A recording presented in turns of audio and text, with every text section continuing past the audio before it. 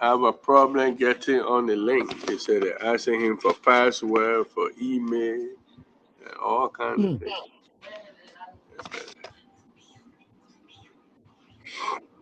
The only thing is serial. So I know he trying hard to get on. But you're walking through the Google picture that you use all the time. Yeah, I don't know. I may try him and you see what he doing.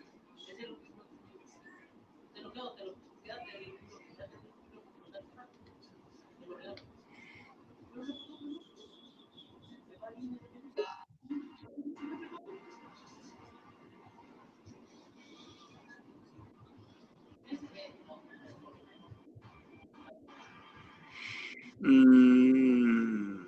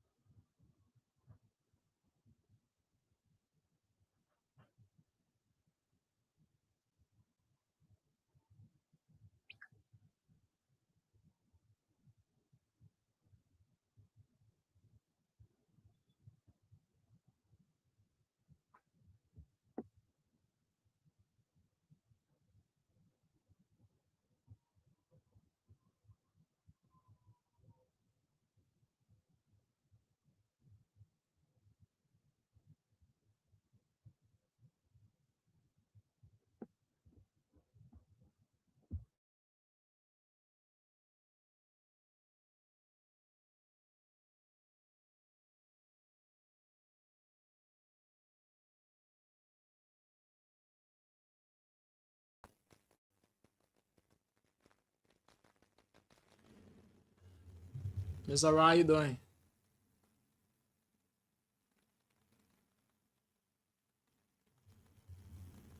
The veteran Narodin. The person, you see him in the studio? You see him in the studio? Not yet.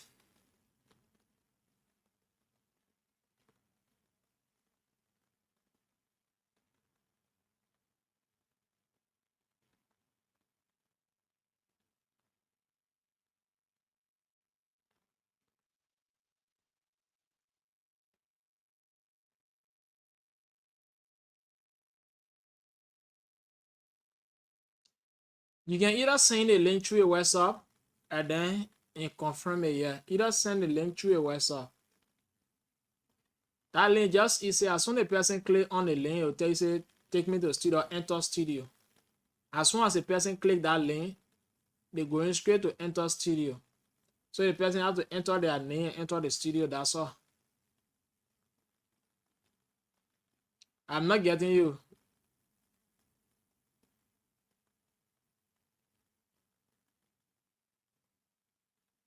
Pedro, I'm not getting you.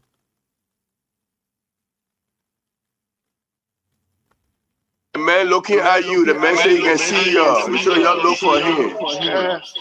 So you have to go and come back because is that crazy for J Ano Nipe? He's not connected. The keyboard is not connected yet. Yeah, so you have to He needs go to. and come back. Hold on. Let Mr. Rami, they're kicking out of the studio, then you can come back in. Yeah, do that. Yeah.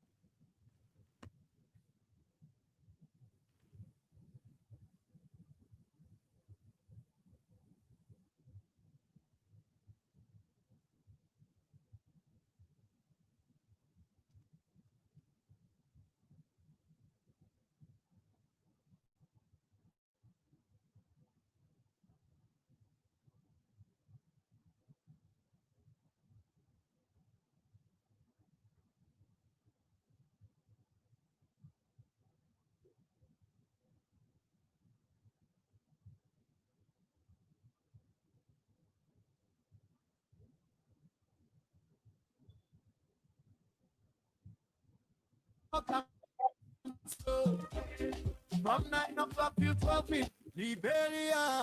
White people like a Taibo. Top FM 105.3, we on the air. Leader, shout, Sheku Koroma.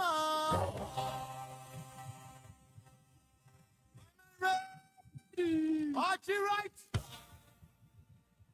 He don't play. Alex Tiulu. Rock, producer correct. All tonight, we beg to this day. I beg to differ, my people. If it's not correct, we go talk and so. From 9 o'clock till 12 midnight, we still think how we ready to fight. No palava, no fear inside. Truth must talk, we not go hide. Call Mr. Chochuko, bring them sense. Ready veterans, fit on and spend. I must bright up and clear. Anthony WK, see the make me think clear. Claudia Smith, strong woman, yeah. If you wrong, she go say, Leader G, how this life, for me, come see me their life. Timber people, you're ready. Number steady. From bush to town, from market to yard. If the matter strong, be a big gun. If the matter strong, we go down. They're telling him to check his email. To do what? To check his email, and that's what it says. They're telling him. So please check your email. Send you 6-digit login code. It said DJ login code. I know all of that. 6-digit. 6-digit login code. I don't know what is that. 6-digit login code. Check your email. Yeah. So if you can hear me as I can hear you, then I mean we can go right ahead. He said he can hear y'all can hear him? Yeah, we can hear you from your phone. We getting, but just send me. Let me send me a WhatsApp number. Let me just send a link there.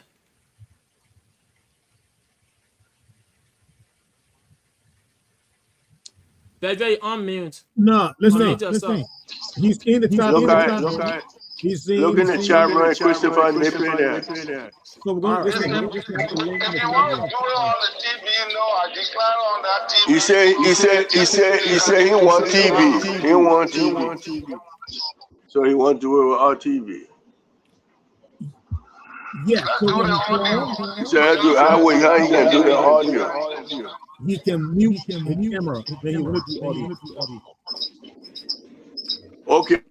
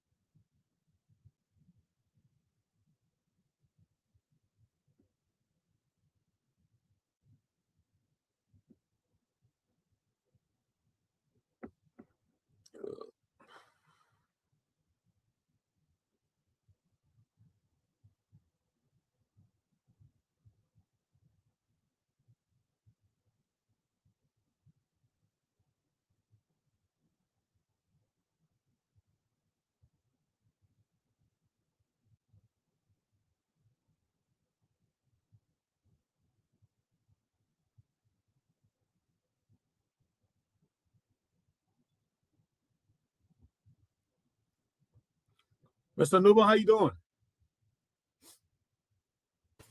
I'm doing good. How about you? Doing excellent. So we're waiting for Mr. Napier to join us. Okay. And yeah, he was on early, but then we couldn't get the video. But he didn't want to come in without video, so I wish he said that earlier. We're just going to keep him on. Okay. Yeah, we had to kick him out of the studio so he could come back because the video wasn't showing. Well, he come back, he's gonna do it without video, so that's good. But in the meantime, while we're waiting for Mr. Napier to join us, talk to us, right? What's going on your end?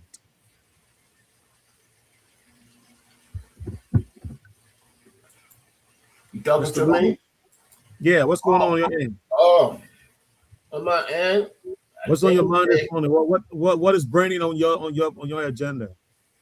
Yeah, I think the lawyers have done it again. Swakoko, Miss Swakoko from Noka. They dropped the charges against her. What was her charges, as a matter of fact? What were the charges her for? Oh, that was embezzlement, and she paid money more than the money they are allowed to pay for vehicle. And then she bought another vehicle. Oh, so, yeah, I remember that case very well. Yeah. I guess she doesn't want for her and the driver to be in the same vehicle. I remember that vehicle incident very well. I do. Yeah. Yeah. Oh, wow. Mm-hmm. So it's a lack of evidence or what? No, they said the prosecution team did not press the case to bring the case on the table. But I thought it was the lawyer or the judge who's supposed to set the timetable. Okay, so we got Mr. Napier with us now. Yeah. All right. Mr. Napier, can you hear us? Yeah, I can hear you. Very good. You sound very loud and clear. That's very good. Can you hear me? Yes, we can hear you. Can you hear me? Oh, that's splendid. That's splendid. Okay. All righty. How's your day today? My day is calm. It's very calm. The weather is a little bit cool, and so I take that to be a happy day. Okay. Where are you? Are you in Philadelphia area or where? No. I live in the States. Yeah, where in the States? Maryland. Oh, okay. Well, you're right next door to me. I'm in Virginia. Ah, that's splendid. Yeah. All right. Well, Mr. Napier, it is our utmost pleasure to have you on the show. I will be your co-host, Archie Wright. And just to give you a little bit of background on what we do here, when we invite our guests, we do a roundtable. We'll have our panelists introduce themselves to our guests. Mm-hmm. And then we run the program for at least an hour, and then we go to the line to have our listeners participate in the program, ask you questions or comment on what we have discussed. And then when we come back, we have you respond to our callers. And then we go into the second half of the show, and then we continue until the show comes to a close. Mm-hmm. So that is just the basic rundown of the show. If a panelist asks a question and you don't want to answer, please just tell them you will love to pass, and you are welcome to do so. All right. But if you want to answer the question, you are free to do so as well. So I just want to let All you right. know that. Well, having said that, again, my name is Archie Wright, and I want to welcome you to our platform, I Beg to Differ, on Top FM 105.3. We stream live from the city of Zwedru, Grand County in the southeast of Liberia. We also stream live on www.topfmliberia.com, Mm. and we are live on Facebook, and we are live on YouTube. So these are our platforms that we stream on live, and you are on this platform as we speak. Having Uh-huh. said that, I will now go on to my fellow panelists to introduce themselves. I want to begin with our producer of the show this evening, Mr. Alex Wulu. Mr. Wulu, please introduce yourself to our guest. Thank you, Mr. Wright. So my name is Alexander Joel Wulu. I work on Top Radio as senior reporter and also the producer of this show, I Beg to Differ. So let me say you are highly welcome to the show. Thank you, Mr. Wulu. We'll now go to Mr. Nubo. Introduce yourself to our guest. I'm George Noble. I'm in Philadelphia, and I'm one of the panelists. Welcome to our show. Thank you so much. All right. And we've been joined by one of our other female journalists, I'm sorry, female panelists, and a journalist too, by the way, Claudia Emotion Smith. Madam Claudia, please introduce yourself to our guest.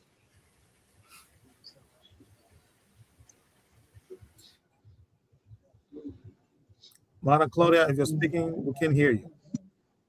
Thank you very much for having me on the show again tonight. And we welcome you on our program. I know it's going to be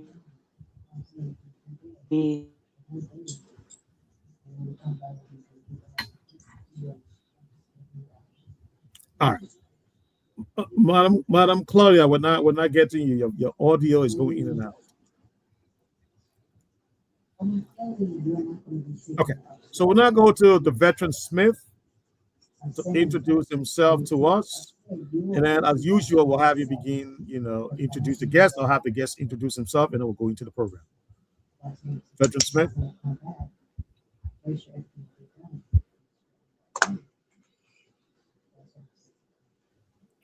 You're mute, so we can't hear you. Yeah, good evening. Happy St. Patrick's Day. Since I'm a graduate from the St. Patrick, today is St. Patrick's Day, so I have a green behind me. I hope you all had a wonderful St. Patrick's Day, and our school, if all goes well, in Memorial Weekend, when St. Patrick will reopen, not too far from ELWA. So more news will be coming about that during our convention in Detroit, Michigan. My name is Fred Smith, Fred the Veteran Smith. Some of you all call me Fred the Veteran Smith. And we are giving back to Mother Liberia to improve the media network.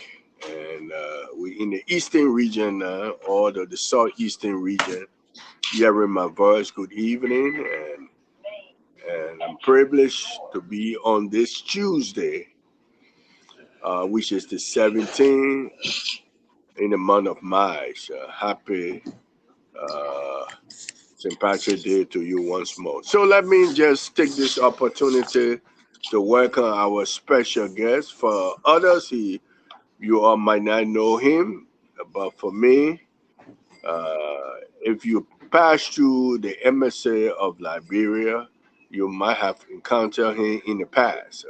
He's a former political counselor at the Liberian embassy, Christopher Nepe. He's with us tonight. I beg to differ. And he also, Liberian, will be focusing on Liberian national security past, present, and future.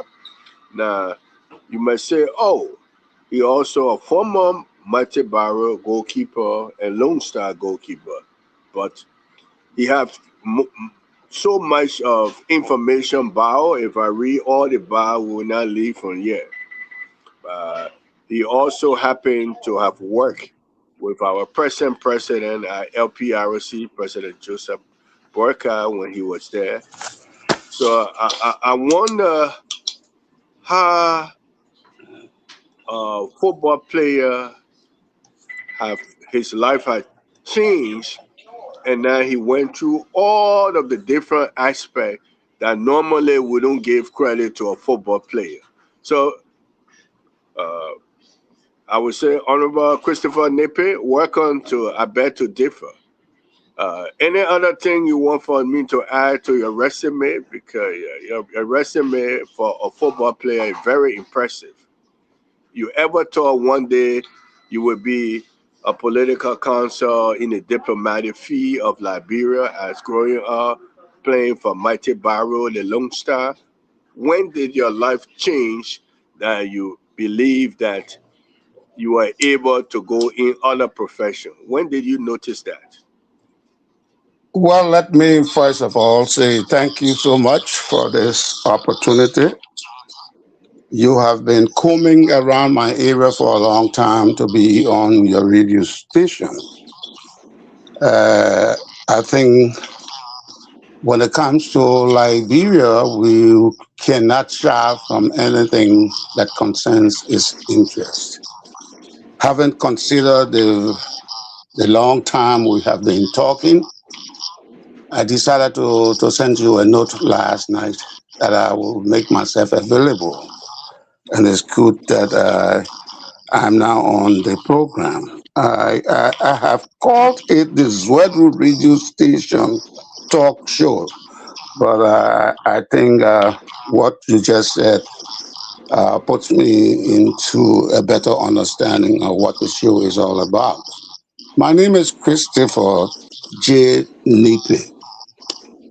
And since you came to football secondarily, there are many people that call themselves Christopher Nippe. Several people have named their children Christopher Nippe, or I go by my full name, which is Christopher J. Nippe. So with all the J, sometimes I question why people just say Christopher Nippe. My full name is Christopher J. Nippe.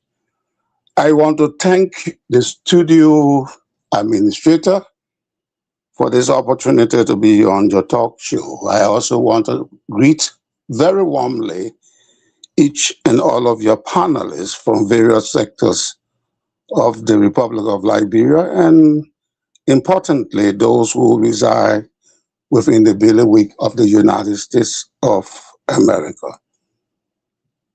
As I've been introduced, I have a long career in the public service, and that spans between 1966 on to and including 1974, and then there's some private activities.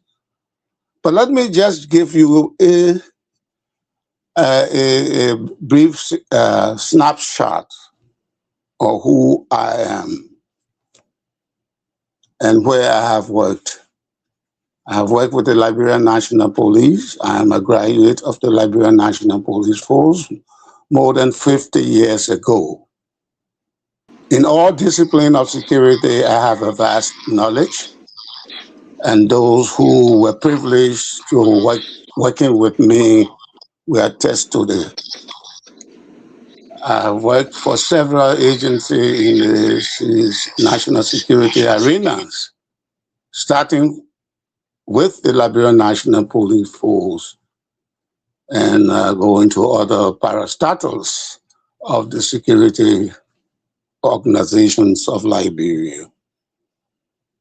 I also worked for the Bureau of Immigration after I had left class pharmacy because I wanted to be a medical doctor.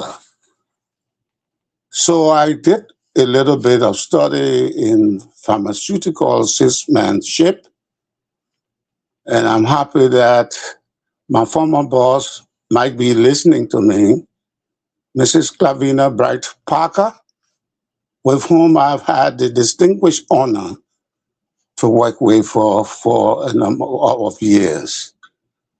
I transitioned from class pharmacy because God has a way of channeling individuals whom he has created. So I will go to the Bureau of Immigration and serve there as Deputy Chief Investigator for 1 or 2 years. I am never satisfied. Ever since I started playing football, I always ask myself the question, what next? What next?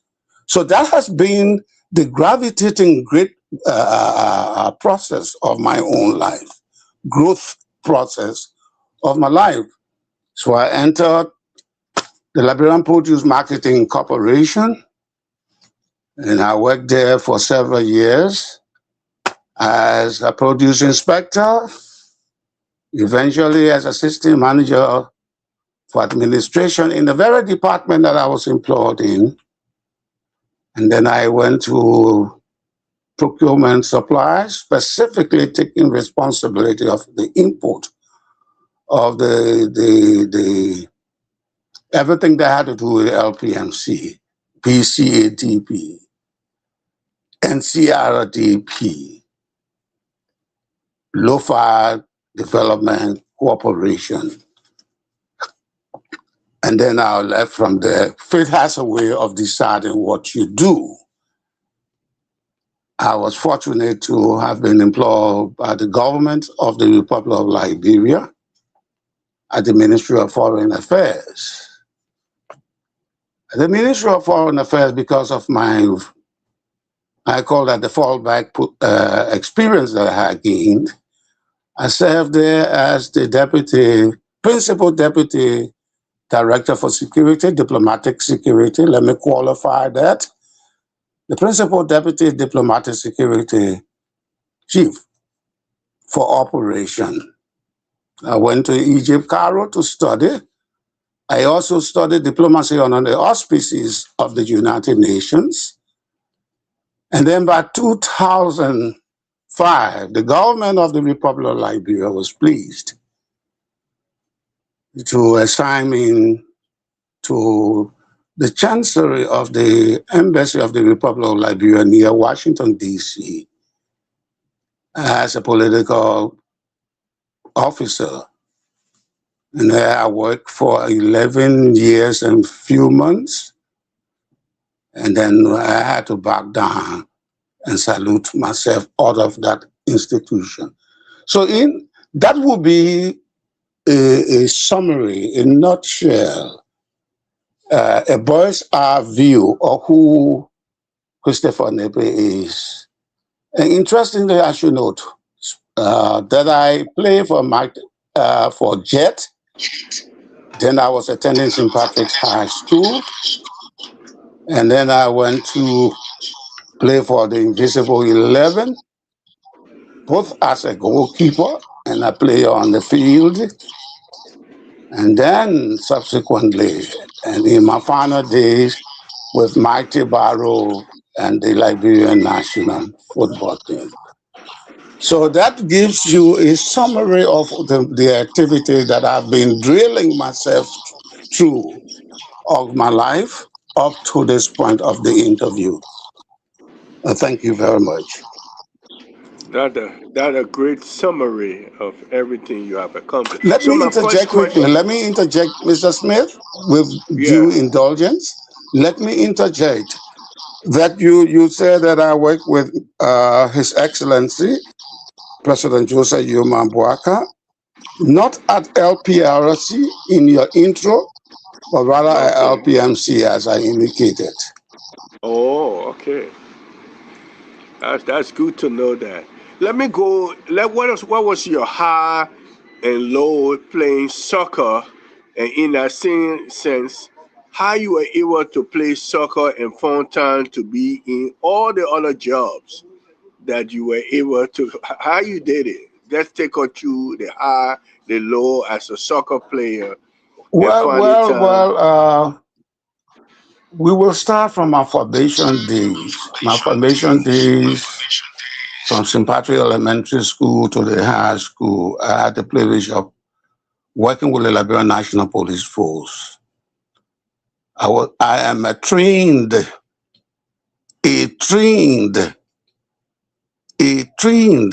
versatile former police officer. I was trained at the Liberian National Police Academy. As I said, in 1966, I had to break school for a while because it's always good as a young man coming on, growing up in society, to ask yourself, what do I do? What can I contribute to my society, to my people, to my country? And interestingly, you should be informed that I had become, during my formation days, a ball squad of troop number 1, the Catholic St. Patrick's troop number 1. I served as platoon leader for the Lion platoon, the Lion Company rather.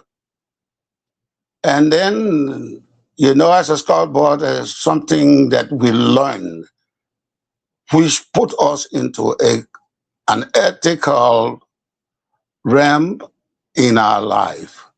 And that is the Scott Oath, where it is recited, on my honor, I will do my best to do my duty to God and my country, and to obey the Scott law, to help all other people at all time, to keep myself physically fit, mentally awake, and morally straight. So that come on to that word, morally straight, which inculcates ethical balance. And so, as a Scott boy, I went into the Liberian National Police because it's about civic duty to your people, your country, and the government that leads the nation at that time. And it was during the tenure of His Excellency, our deceased and noble President, William Fakanara Shedrack Tutman, and under the supervisory of Honorable E. Haddon Smythe, that I had the pleasure of being trained as a police officer. And you asked the question, how do I married my sporting activities with the academia? And that's where I said, if you listen to me, I mentioned what next? What next? If you go to the Bible, you come to realize that there were people that were given talents. But there is a philosophical description of those talents in the form of coins, money.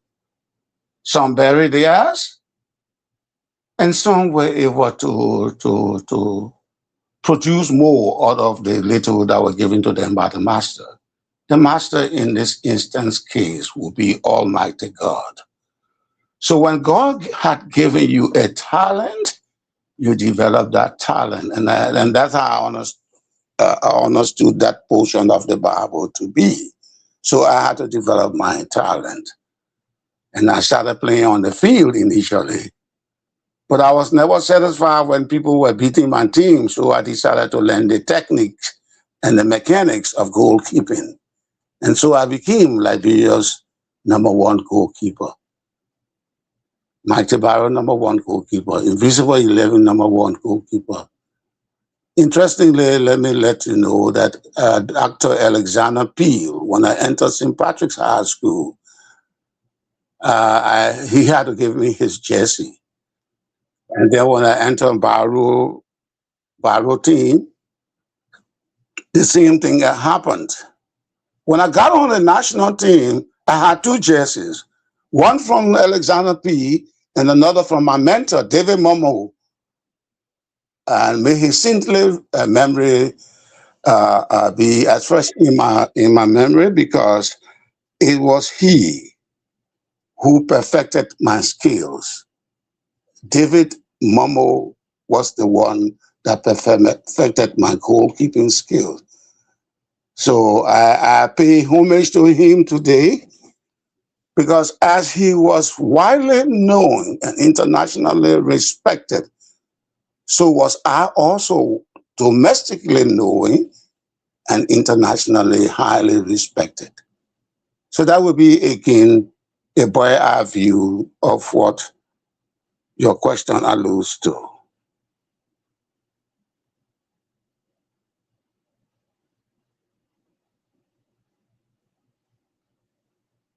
My second question to you.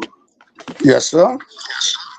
You spend most of your time at the embassy in Washington, D.C. as a political affairs counselor. For people who don't know what that position entails, what was your accomplishment in that position, and what did you do that uplifted the Liberian community in Washington, D.C.? Oh, well, let me just say thank you so much for asking that question. It is as important as the question is. You will be given this answer. The political office is something like a military, the point man. He tests the temperature of the receiving country's government. The political officer will be in close collaboration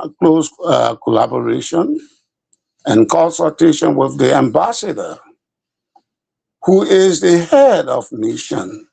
He guides the conduct of the embassy, or the chancellery, so to speak, because the chancellery is where we work, and the embassy is the domicile of the ambassador. That's where all records are kept. So he guides the conduct of the political officer, and he has someone who aids in the direction of the mission, and that is the deputy chief of mission. So with the ambassador, you're given strategic and critical assignments. You explore the corridor of the U.S. Department of State. You go to meetings. And in the ministry handbook, you are to assess what is being said, what the government policy is at a point in time. How does it relate to your government and your country? What benefit are to be derived from such a policy? You go beyond that. You explore the possibility for the goodwill of the government, education, in the absence of an education counselor. You do that. And then you report to your government what the policy of the U.S. government is. You try to analyze, because that position is to understand what the U.S. government is doing at a specific time in relation to Africa. Even though it might have an angle on global affairs, and Africa will be an appendage to that global issue. So you study that, you try to understand that, you analyze it, and you make a report to the office of the ambassador, who is the president's representative in the receiving country. And then based on that, and other assignments that are given to you, you do them. Now, you ask for what has been my contribution to my government. While I post, I was able to train the Honorable Consul General in Georgia, Mrs. Blanchford Knox. I trained her. I got GEDEH Gibson, who subsequently became ambassador to the kingdom, to London, the Court of St. James. And then your visa that you are using currently was created by me. Everywhere I went, I tried to leave an indelible footprint. For instance, LPMC, and the president is my witness. I was able to separate what they call local purchase and foreign purchase. Because if John is a crew ball, that name, John, if you hear in the Pele area, is the same J-O-H-N. It's spelled the same way. There is no change in the name John. So when you say purchase, you speak in terms of what? Action, an action verb, which is buying. So you cannot have a local purchase, then you have a procurement and supply. You have an import department. So I was able to do a paper to the managing director then, His Excellency, Jose Yuman Barker, and he honored that proposal. And so we had to merge the local department of purchasing with the import and export department. And so I became the principal deputy. And peace be to her arches, Mrs. Nancy Morgan, Nancy Dix Morgan was my colleague, or let's call it counterpart. And we worked so cooperatively. And then the managing director of the corporation was pleased to have assigned me to Ganta as the deputy regional manager, again, for operations. So I stayed in Ganta from 1985 up to the period of the incursion of the silver crisis. I know all sectors of Nimba County because it was my duty. In Nimba County, I was instrumental in creating the Client Marketing Association, which is called a CMA, Client Marketing Association. And I will be quick to answer the question before you pose it. What is the Client Marketing Association?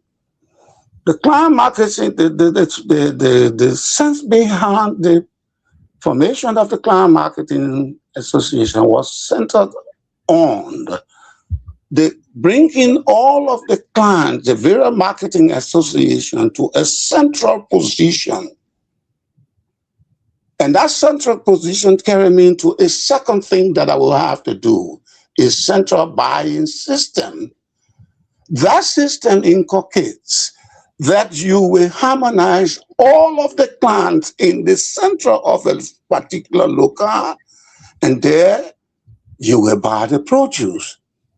And it was for economic reasons. Why? Someone has 2 bags of say, cocoa, palm kernels, rice, coffee, and they have to come from places like Yahweh Maintenant, going to Saclay-Pied. Does it make sense for that old man to come with 2 bags of the produce? Your produce inspector will have it graded. He pays transportation. So having viewed the economic shortcut of these people and all of the risks associated with riding in a vehicle to come to Ganta with 2 bags of coffee or cocoa or palm kernel or rice, I thought it wise to create the central buying system and the Client Marketing Association. Importantly, that created the interest. I don't know whether Dr. Frederick Goroka is living. that created the interest with Dr. Frederick Hulka, and he decided to avail me of the opportunity to go and study in Israel, to study farm management with emphasis in cooperative development. But there was a shortfall because we had the war. So when the war came, I could not march towards that training program. And so I did not go to Israel. And that's how after while the war was going in 1995, thereabout, I was privileged to have been called upon by the then Minister of Foreign Affairs, His Excellency Mamadou V. Saka Salif. Mr. Nippet. Yes. If you don't mind, let me hold you there. Please. Because we do have a full bench here of panelists, and I want them to have the time to be able to conversate with you. So I think you have given us a lot of your bio and what you currently do. Let me go around the table and bring them in and ask the question. You can continue to expand on some of the milestone that you have reached in your personal endeavor. How is the that? pleasure is mine, sir. Great. Thank you so much. Thanks for the understanding. All right. Before I do that, we have been joined by another panelist. Let me have him introduce himself to you real quickly, and then we're going to come around. Mr. Day. Mr. Day, can you hear me? Yeah, I'm getting it correctly. If I'm pronouncing it the right way, Day? Or Day? Yeah, that's it. ARCHIE Day. Day, okay. Please introduce yourself to our guest. Our guest this afternoon is the very profound and well-landed diplomat who worked in the diplomatic service of Liberia, Mr. Christopher Napier. All right, thank you, Mr. Wright. First of all, I would like to, from my end, I want to say good evening to you, the host and the co-host, and also extend greeting to the panelists, as well as the listener, and most importantly, our guest. Here, I'm concerned about ARCHIE Day, a legal practitioner, mostly a prosecutor, work with the Ministry of Justice. Yes, this is my first appearance as a panelist, but we are here. I'm here to appreciate almost every one of you, the host, and the listening audience, in the kind of giving the kind of reception that I may expect. I beg the therefore is an important space for constructive dialogue, and I'm here to provide my expertise from my end, from a legal perspective. And whatsoever it is, we are all here to listen to our guests, to provide us some basic information so that we'll be quizzing accordingly. Thank you.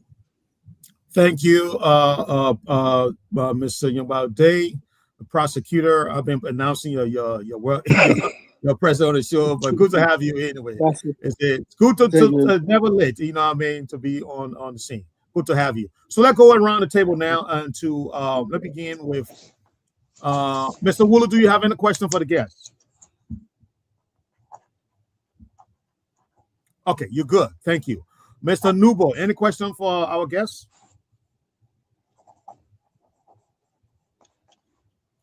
You're muted, sir.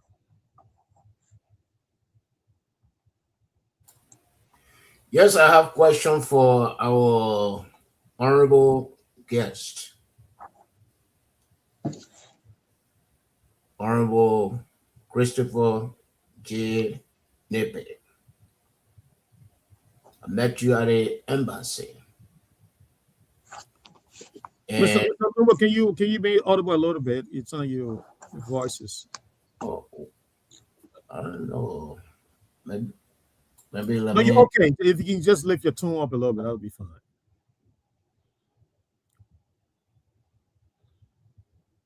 Mr. Nubo, we can hear you. Okay, thank you. There you go. Now you sound great. There you go. Yes. I said I met our guest at the embassy when I was living in Atlanta, Georgia. And when I was going to Liberia, 2004, I think 2004, I processed my document there. And it was not the time I met him then. That was during early administration. But I believe he had left. And I requested for a visa, multiple visa. And what surprised me was they wanted me to sign cash. I shouldn't sign check. And that's what I did because I wanted to go. And when I got my passport back, it was 3 months. I said, no, well, this is not what I requested for. So I contacted the ambassador and I had to send my passport back for them to rectify their mistakes. You have been out of there for a long time. Have you heard about such practice at the embassy? I'm talking about Washington, D.C. embassy, where you want to travel and you want a visa and they say, send cash. Well, thank you very much. That's a very important question. To the contrary, no, I have not heard about anything like that. Okay.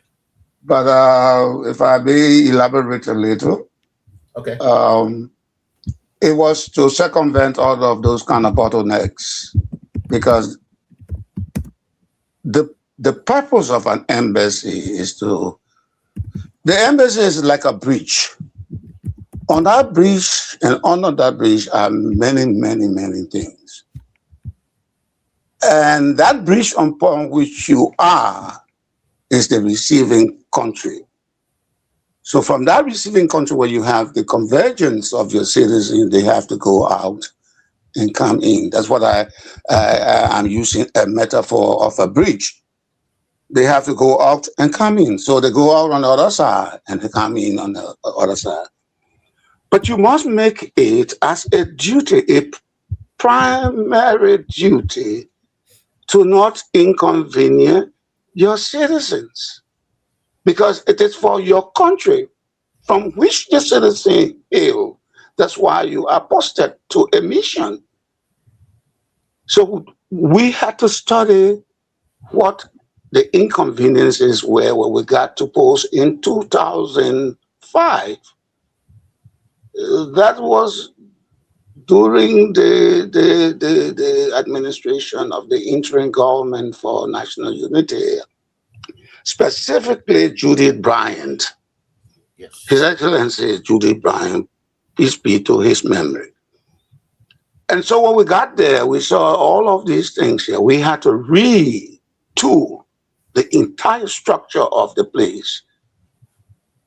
And let me be quick to mention the good and the able manner in which I was accepted by His Excellency Charles A.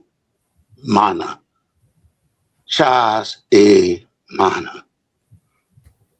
He was not only the boss, but he was a gentleman. He was not only a gentleman, but he was a humble personality. And it is just strange that an ambassador, instead of sending for you upstairs like most bosses would do, the boss themselves boss their honorlings. No, he never did that one day. He will always, Chris, I'm coming to your office. And he comes to my office. But Chief, let me come on. Says, no. I'm coming to your office. And so he associated, he acquainted me with a lot of problems. Contingent on those problems and the issue appertaining to those problems, I had to be visionary so that the the chances will move forward, and all of the bottlenecks that you refer to just now, like cash. No embassy should accept cash, though they will receive revenue, which are remitted to the central government. So on the pieces of information that I was provided by the ambassador, His Excellency Charles A. Minor, I decided to fast track all of the errors that were going on in the place to a different set of application forms, create the current visa that Liberia is using right now. The embassy is using that visa. I sent the visa to New York, and in Belgium, they're using those visas right now. I did not want to think about creating visa. I thought about the security aspect of the visa. Those visas cannot be duplicated anywhere. They cannot. So I had to, besides being a political officer, put on my security hat. So what does my country get from this if the visas are going to be duplicated elsewhere? And then we put in some restrictive measures that have caused the visa to remain unduplicated. You cannot duplicate them anywhere in the United States or outside of the United States. And so, referring to that, the specificity of your question about cash, we decided to receive money orders. And the money orders will be finally sent to the accounts department. And they will do all the things, and the money will be channeled to a bank. The account was there, and the money would be subsequently channeled to the foreign ministry. And then the foreign ministry will do all of the bureaucracy associated with the Ministry of Finance. So I hope I've answered your question, sir. Yes, definitely. You have answered my question. You have more than answered my question. Question number 2. Yes, sir. A few days ago,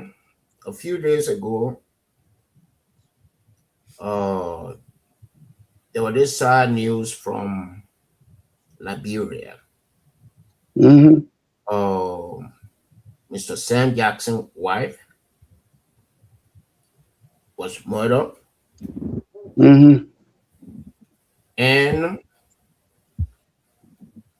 it took days, maybe 3 days, before the police declared the house a crime scene. And being a trained police officer, what is your take on that process? Very important, very good question. And what is my response? Here comes my response. As a police officer, the first thing that happens before you get on a crime scene, besides a such warrant being necessary in certain instances, there must be a matter of exigency or a probable cause. These two elements were in the Sam Jackson's alleged, and because I have no evidence to prove him guilty or to come to the charge of murder, alleged, and I would just say manslaughter. And what we would have done in 1966, the very first thing on receiving that information, the area will be cordoned. The area will be closed up.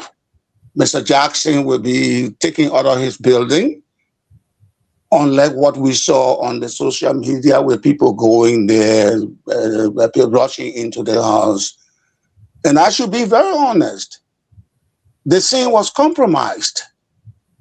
The scene was compromised. In such instances, the police must be, I will be very emphatic here. In such instances, the police must be proactive. It is not a secondary action. It is a primary action that the police takes. You institute the requisite actions. To do what? Why are you instituting the requisite action? For immediacy. You do that so as to gather first-hand information on the crime scene. I noticed a lot of people entering the building. I saw with disdain the sofa on which Mrs. Jackson, peace be to her memory, Sony, where she was lying. I saw people sitting down there. I saw people touching walls, touching the various objects within the home. That those actions were improper. Those actions were very, very, very improper. What did I see happen? I saw a squad of maybe 6 to 10 police officers standing around.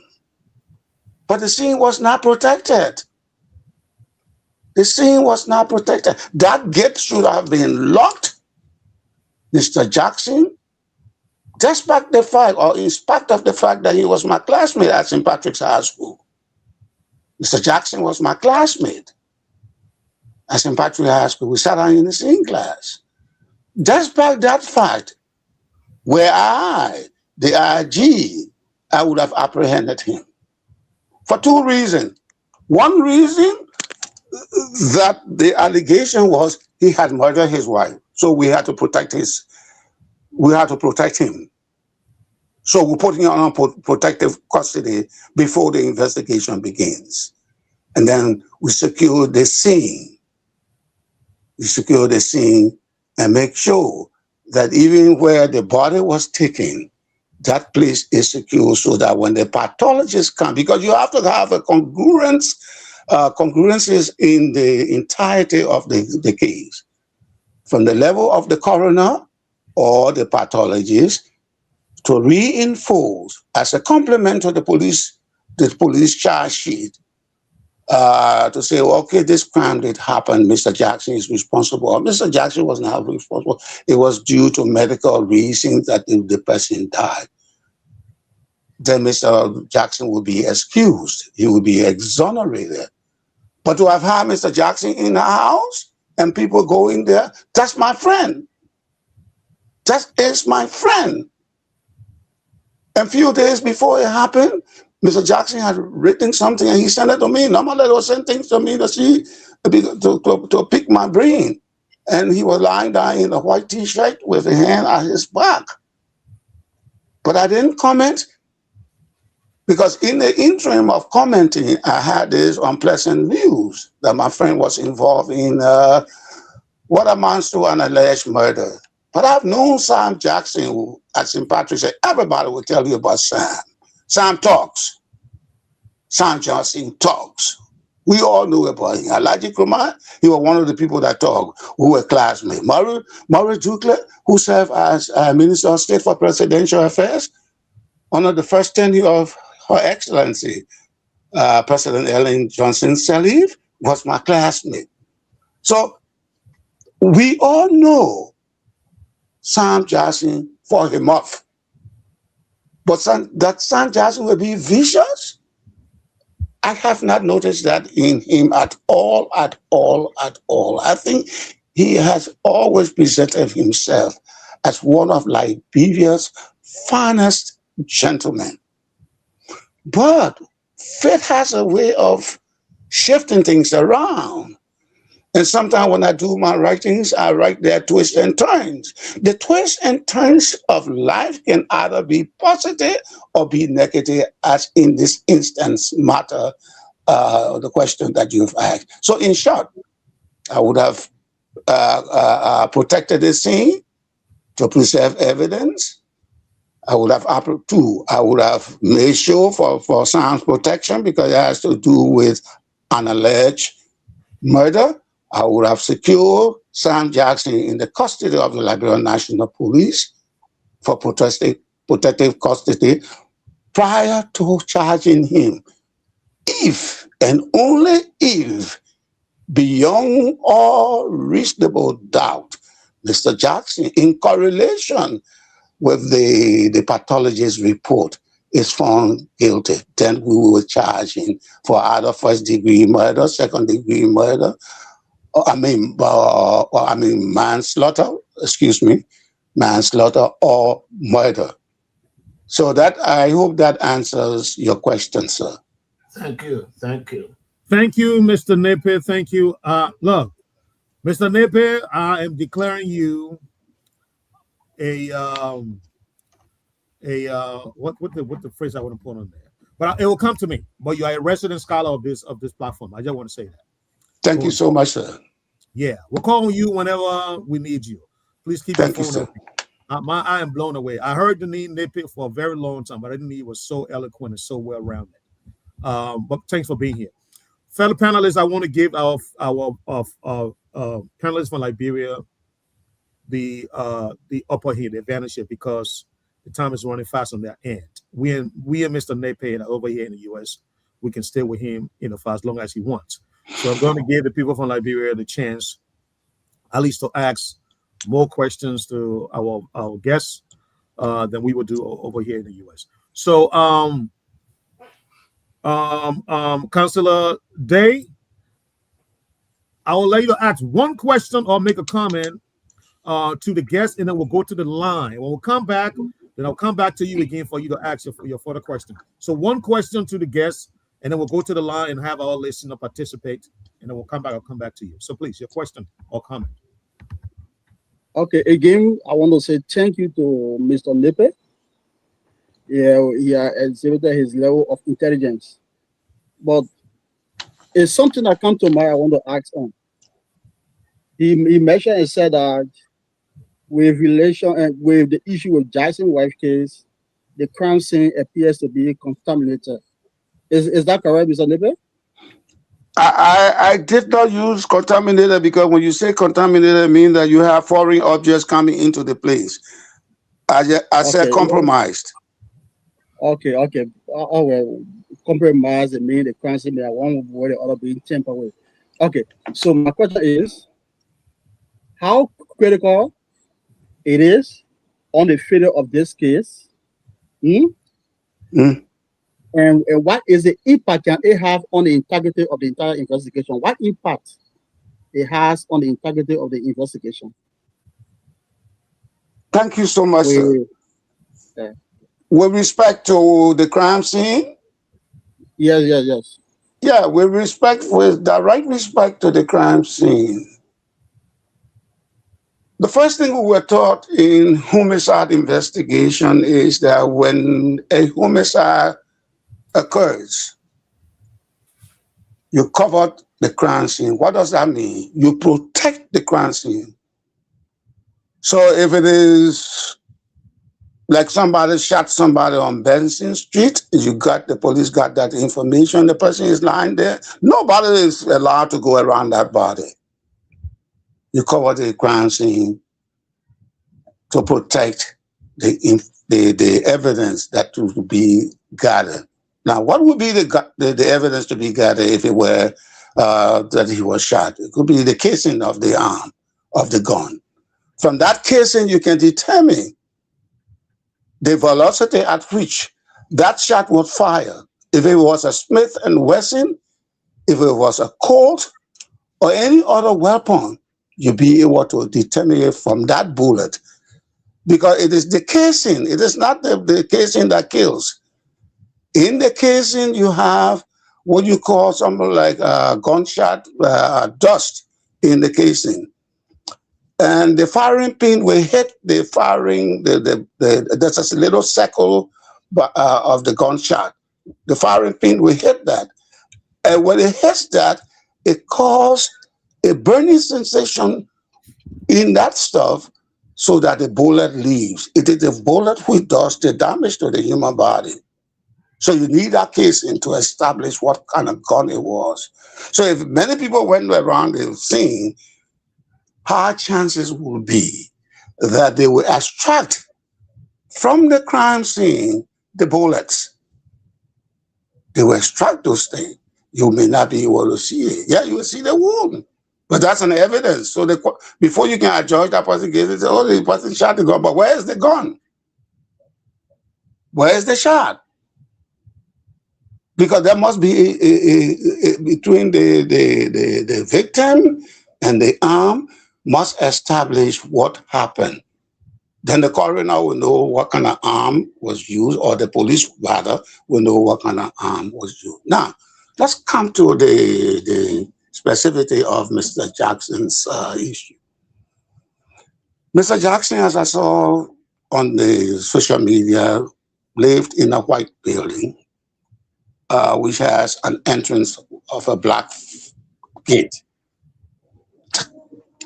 On receiving that information, if I were the RG, now I'm speaking very subjunctively because I am not the RG. I am not the RG, so I'll be very subjunctive. But from a professional point of view, that scene will be cordoned off. Those people who were coming and the man has been relieved, they got no business coming inside tampering with the police operation, they will not have had enough opportunity to have breached, because that was a security breach, to have breached that gate, to come in, and some of them going in the house, seeing the women then coming in, touching the wall and doing all of those things. In my fair estimation, the analysis will be fraught. Because if you went on that sofa where the lady was lying, there will be several DNAs that there. Will you attribute those DNA to be those people who murdered the lady? I'm sure they entered the bedroom and they will touch the door and all that kind of thing. And Mr. Jackson is on record to have said that his wife bled profusely. Could that not be at the time of her fading out of life and going, maybe she must have touched something with the blood being there and somebody else touching that blood and touching the door and all of the country. So this is why you see in developed country, when a crime occurs, such as murder, such as the what obtained at the premises of Honorable Jackson, the place is cordoned off. You see either red tape or you see yellow tape, and they will have on a caution. I mean, you can't enter. That's right. So let hold you there, Mr. Napier. Please do. When we come back, I can see you. You're in your elements. I must be, sir. So we're going to go to the lines, and then we'll take a few calls. I have a call the producer can take, and then we'll come back and we'll continue with the conversation with you. All right. At this point, I'm going to ask everyone to mute, please.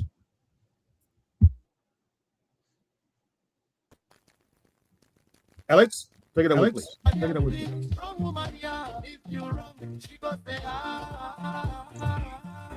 Oh yes, and of course I said this wonderful evening here at Top 105.3. You just been listening to the program I beg to differ. You've been supporting us here this wonderful time.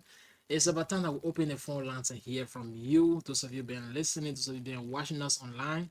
Let me just quickly play up the WhatsApp number so you can be able to call, because other people are also monitoring us from different part of the world tonight. Yeah, so those of you in radio land, just call on 0776 105 105 881 14 3504 0881 14 3504 0776 105 105. The number supported through those of you watching online. Like I said, the last number you see on the screen, the WhatsApp number also. Yeah. So our orange number also our WhatsApp number. So if you want to make a call through the WhatsApp line, you just call us and we're going to pull you through here. Dates. Wonderful evening. But let's hear from you quickly. 0776-105-105, 881-14-3504. You listen to our guests explaining why we're in the issues here. You listen to the panelists asking questions. And maybe you want to add up to them, or you want to understand some things from our guests here this wonderful time. It's about time that you put in your calls, and let's hear from you. 0776-105-105, 881-14-3504. Let's go on a line because Emmanuel S. Doe, the retired captain. Berekato, welcome to the show. Yeah, thank you. Good evening, Dennis.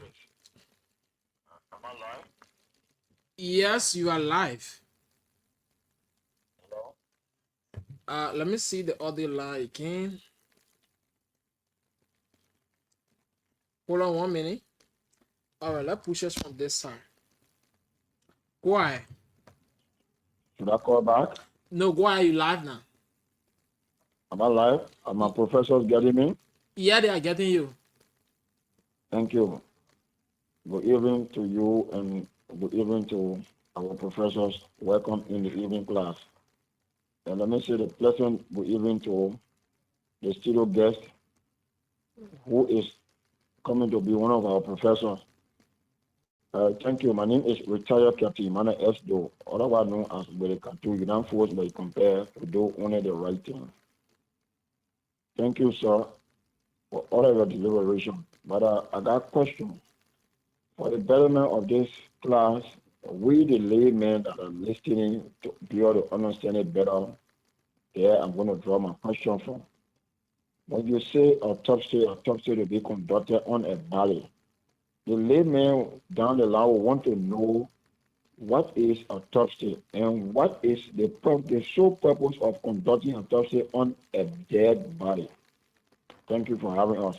Mr. Lieutenant Wulu, I didn't hear from you this weekend, sir. Please shake out yourself. Okay. Thank you. All right, thank you.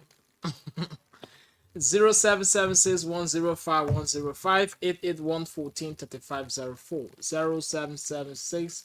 0776-105-105, 881-14-3504. And you're going to be live here tonight on Top 105.3. 0776 105 105 881 1435 04. And those of you watching this, we want to make a point. You can just use the last number on the screen. It's our WhatsApp number, or you just listen to me read out the number. The orange number is also our WhatsApp number, so you can just place a call through and we're going to put you in. 0776 105 105 881 1435 04. 0881 1435 04. 0776 105 105. We're going to allow about 3 minutes to you, or 2 minutes. If we can get 1 or 2, and then we have to go back. Like I said, for me, I don't like to keep guests waiting, right? Yeah, so if we give the opportunity, we'll go back time. If we can get you, we get back to the guest to respond to the question asked to him. Yeah, and then we also continue on the show here. So it's about time that you put in your calls, and let's hear from you. You've been listening, following this show from start up to present. So it's about time that you have the opportunity to call and ask our guests. Maybe you want to join the panelists. It's about time. Let's go on the line and hear from this person. Hello. Good evening. Good evening. Your name and where do you join us from? My name is Emmanuel D. Emmanuel, welcome to the show. Thank you. My question to the GEDEH. If what he's saying, what our knowledge to understand, how would be his recommendation to our community? Thank you. Come again with your question. I said, according to what the CEO girl is saying, and I monitor or listen to him, what would be his recommendation to our government or to the police in Liberia? Thank you. All right, thank you so much. What would be his recommendation up to the Liberia police? Thank you for being part of the show. We take one more call and then go back quickly to our guest here. 0776 105 105 881 3504. 0776 105 105 881 3504. 11:27. I'm going to give it back to the panelists and continue on the show. So we have 1 minute. Within the 1 minute, we can screen out one person here quickly and then go back to the panelists. 0776 105 105 881 3504.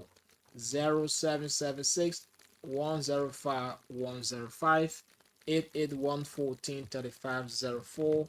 And let's hear from you. While we are waiting here, we take our 10 some and keep it rolling here as we await your call. Shout! Sheku Koroma!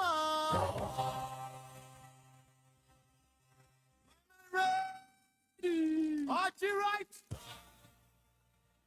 He not play! Alex Tiulu! Rock! Producer correct! All tonight we beg to this day. I beg to differ my people. Let's follow it there. Welcome back, Bedekatu.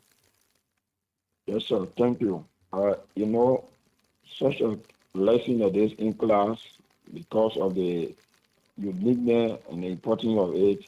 Our instructors, we choose to always ask questions to learn better. My next question to our professor is there any institution in Liberia or anywhere in Liberia that one can go to learn about pathology or autopsy? If yes, where can we find such? If no, is he also willing to come and contribute in that direction by teaching people that will at least come after him when he shall retire tomorrow from all of these activities? Thank you. Thank you so much, Bedekato, for being part of the show. Keep listening. We're going to get back to the guests and then respond to others' questions. So, Mr. Wright, we'll hold it like this, hold on to the caller, and then give it back to you guys. So you can take charge now. Thank you, Mr. Wulu. Thank you so much. Mr. Wulu. Thank you so much. And thanks to all of our callers for being part of the show this evening. Mr.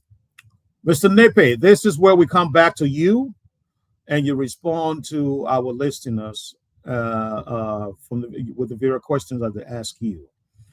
I'm hoping that you were able to jot down the questions and respond to them accordingly. So it's now up to you, sir. Mr. Nippet? Oh, hold up, I think. Let me take him. And that's the 4 months I've selected to use. The last question was, is there... I had you muted. So if you can you begin with the first question, answering the question over, please. You were muted while you were talking. We didn't hear. Oh, okay. I want to start from the bottom to the top. Okay, great. Go ahead. So the last question was, is there any institution in Liberia to study the science of pathologies or autopsy?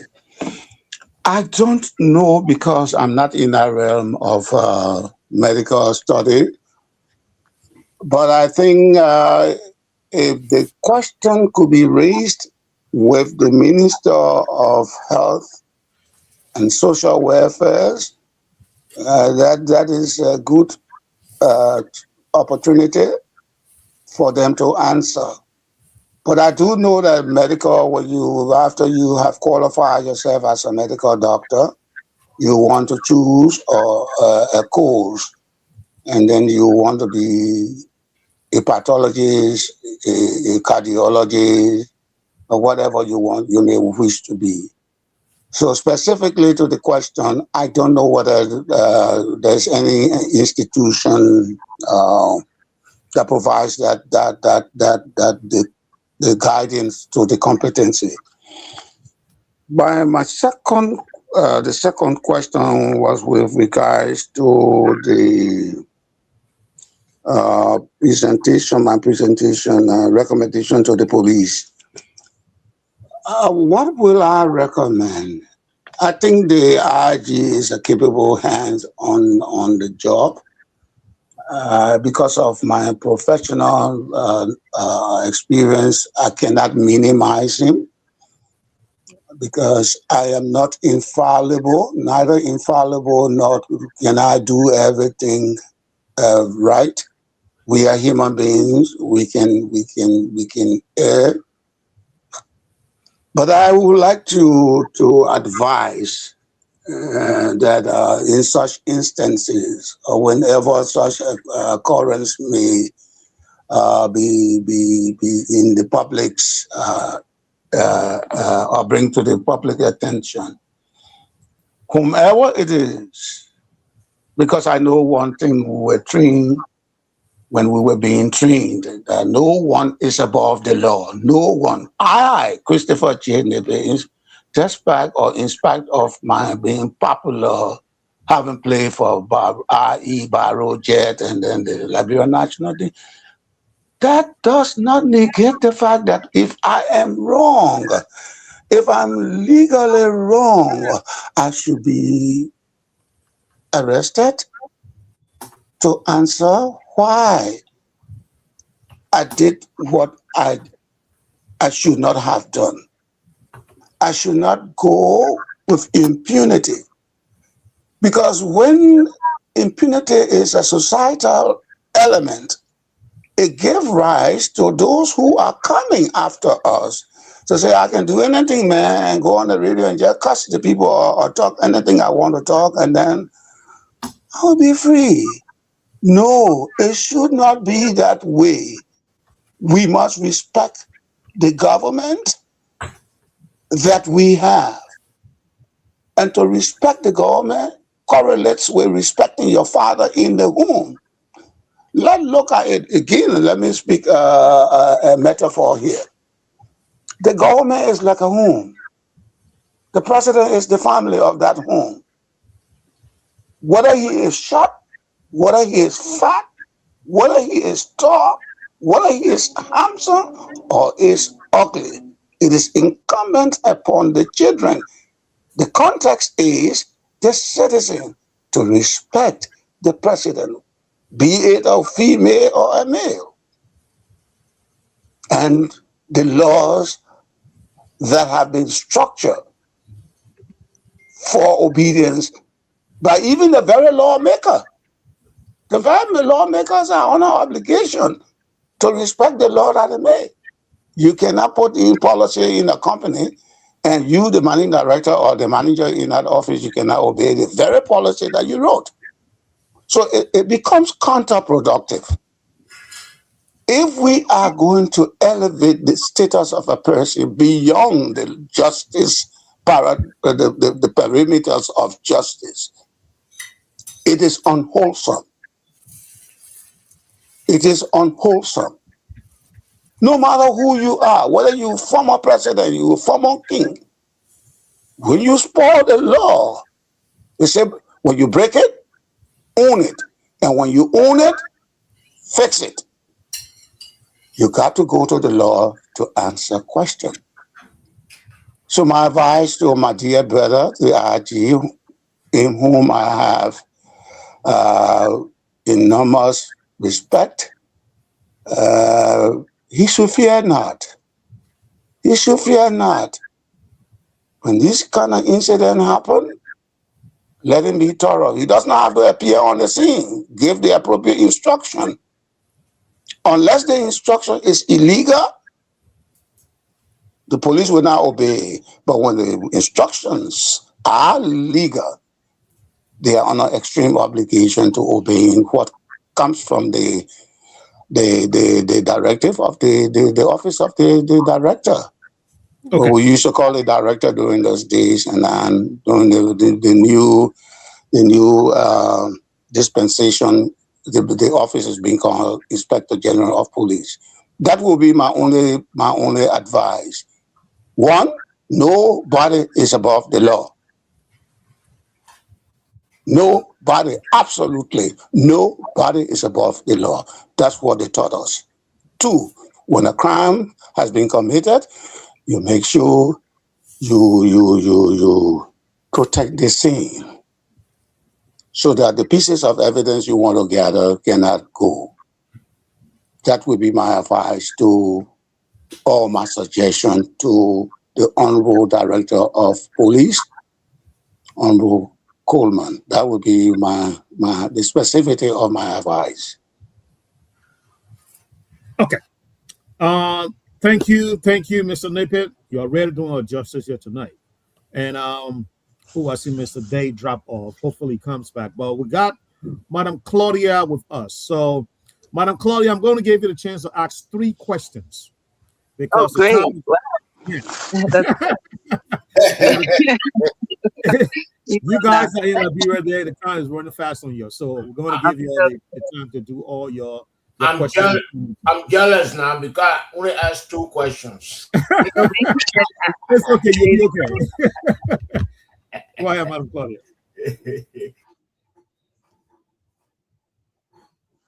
Okay, so my first question is this.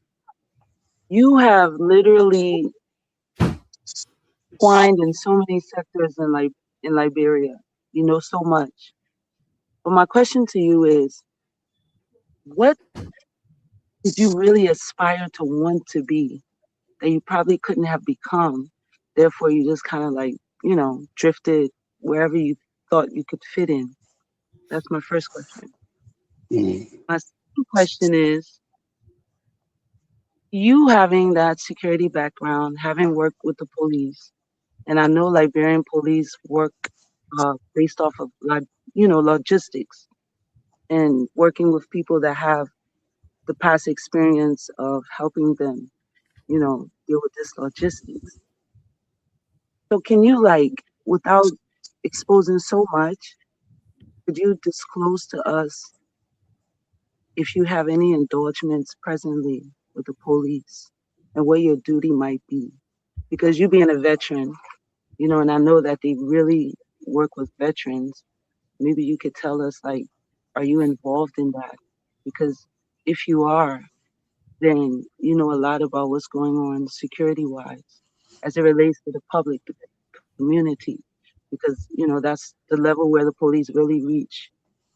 And my third question is, why do Liberian police operate on sentiment? I see a lot of them on Facebook. They're posting pictures, posting in uniform and guns, like they're taking a fashion photo. And they read a lot of posts that people post. If I'm emotionally attached, for example, to this Sam Jackson case, and I'm like, oh, it's bad. The police literally say, okay, this is bad. We got to get that man. Everybody's like, it's bad. Let's get him. Shouldn't the police have done it the right way? We call you in for questioning. If you don't come, my sister Claudia, yes. That will conclude your 3rd question, right? Yes. Okay. Thank yes. you so much. She was about to conclude the 3rd question. Oh, now go ahead. Okay, so the police saw the sentiment of Sam Jackson's case. And okay, we got to fight for the rights of women. We got to get him. We got to get up in there. But by law, he should have been invited. If he didn't appear, some kind of subpoena should have been delivered, a letter of, please come to the station. If he has a lawyer, it would have been delivered to the lawyer for him to intermediate with his client. But instead, the police start putting out warrants and social media press releases and all kinds of stuff. Hey, we're charging him, we're looking for him. Y'all bring him in, turn yourself in. Secondly, instead of investigating first, autopsy first, and doing the things that make a case strong to be able to apprehend now people, they started with arresting him, detaining him, and then doing the investigation. Now, in Liberia, when a crime is committed, there's one thing that we look at, and that's footprints. Footprints let you know every visitor that has ever entered within that premises. You have a footprints now. That's your only evidence you have. She could have had a visitor. She could have had friends that know how to sneak in the compound. The house looked very vulnerable. Staff knows to mind their business. Anything could have happened. So why do police, instead of just doing it the right way, do it the way they feel like I want them to do it? Because I posted, hey, police need to work harder. Why do they work on sentiment? That's my third question. Well, thank you very much, Sister Claudia. It's good that you raised those concerns. And let me, with a fair sense, I always like to free my mind when it comes to issue. I don't like to prejudge issue or any matter for that. The police, as I said earlier, people, I'm not talking about Sam Jackson now specifically, but people have when they commit such a crime, to run away. But I know Sam is a very, very intelligent person, very dignified. He would not have absconded from the scene. I have already said that the police should have caught on that area. And the reason there was to make sure that they preserve the evidence, such as fingerprints, lift the fingerprints, want to know where the woman, what happened in the house, whether there was a blunt instrument. A blunt instrument could be a knife, it could be an axe, it could be a stick. That was used because we understand, or we were made to understand that she was bleeding profusely. So the question in an investigator mind would be, why was she bleeding profusely?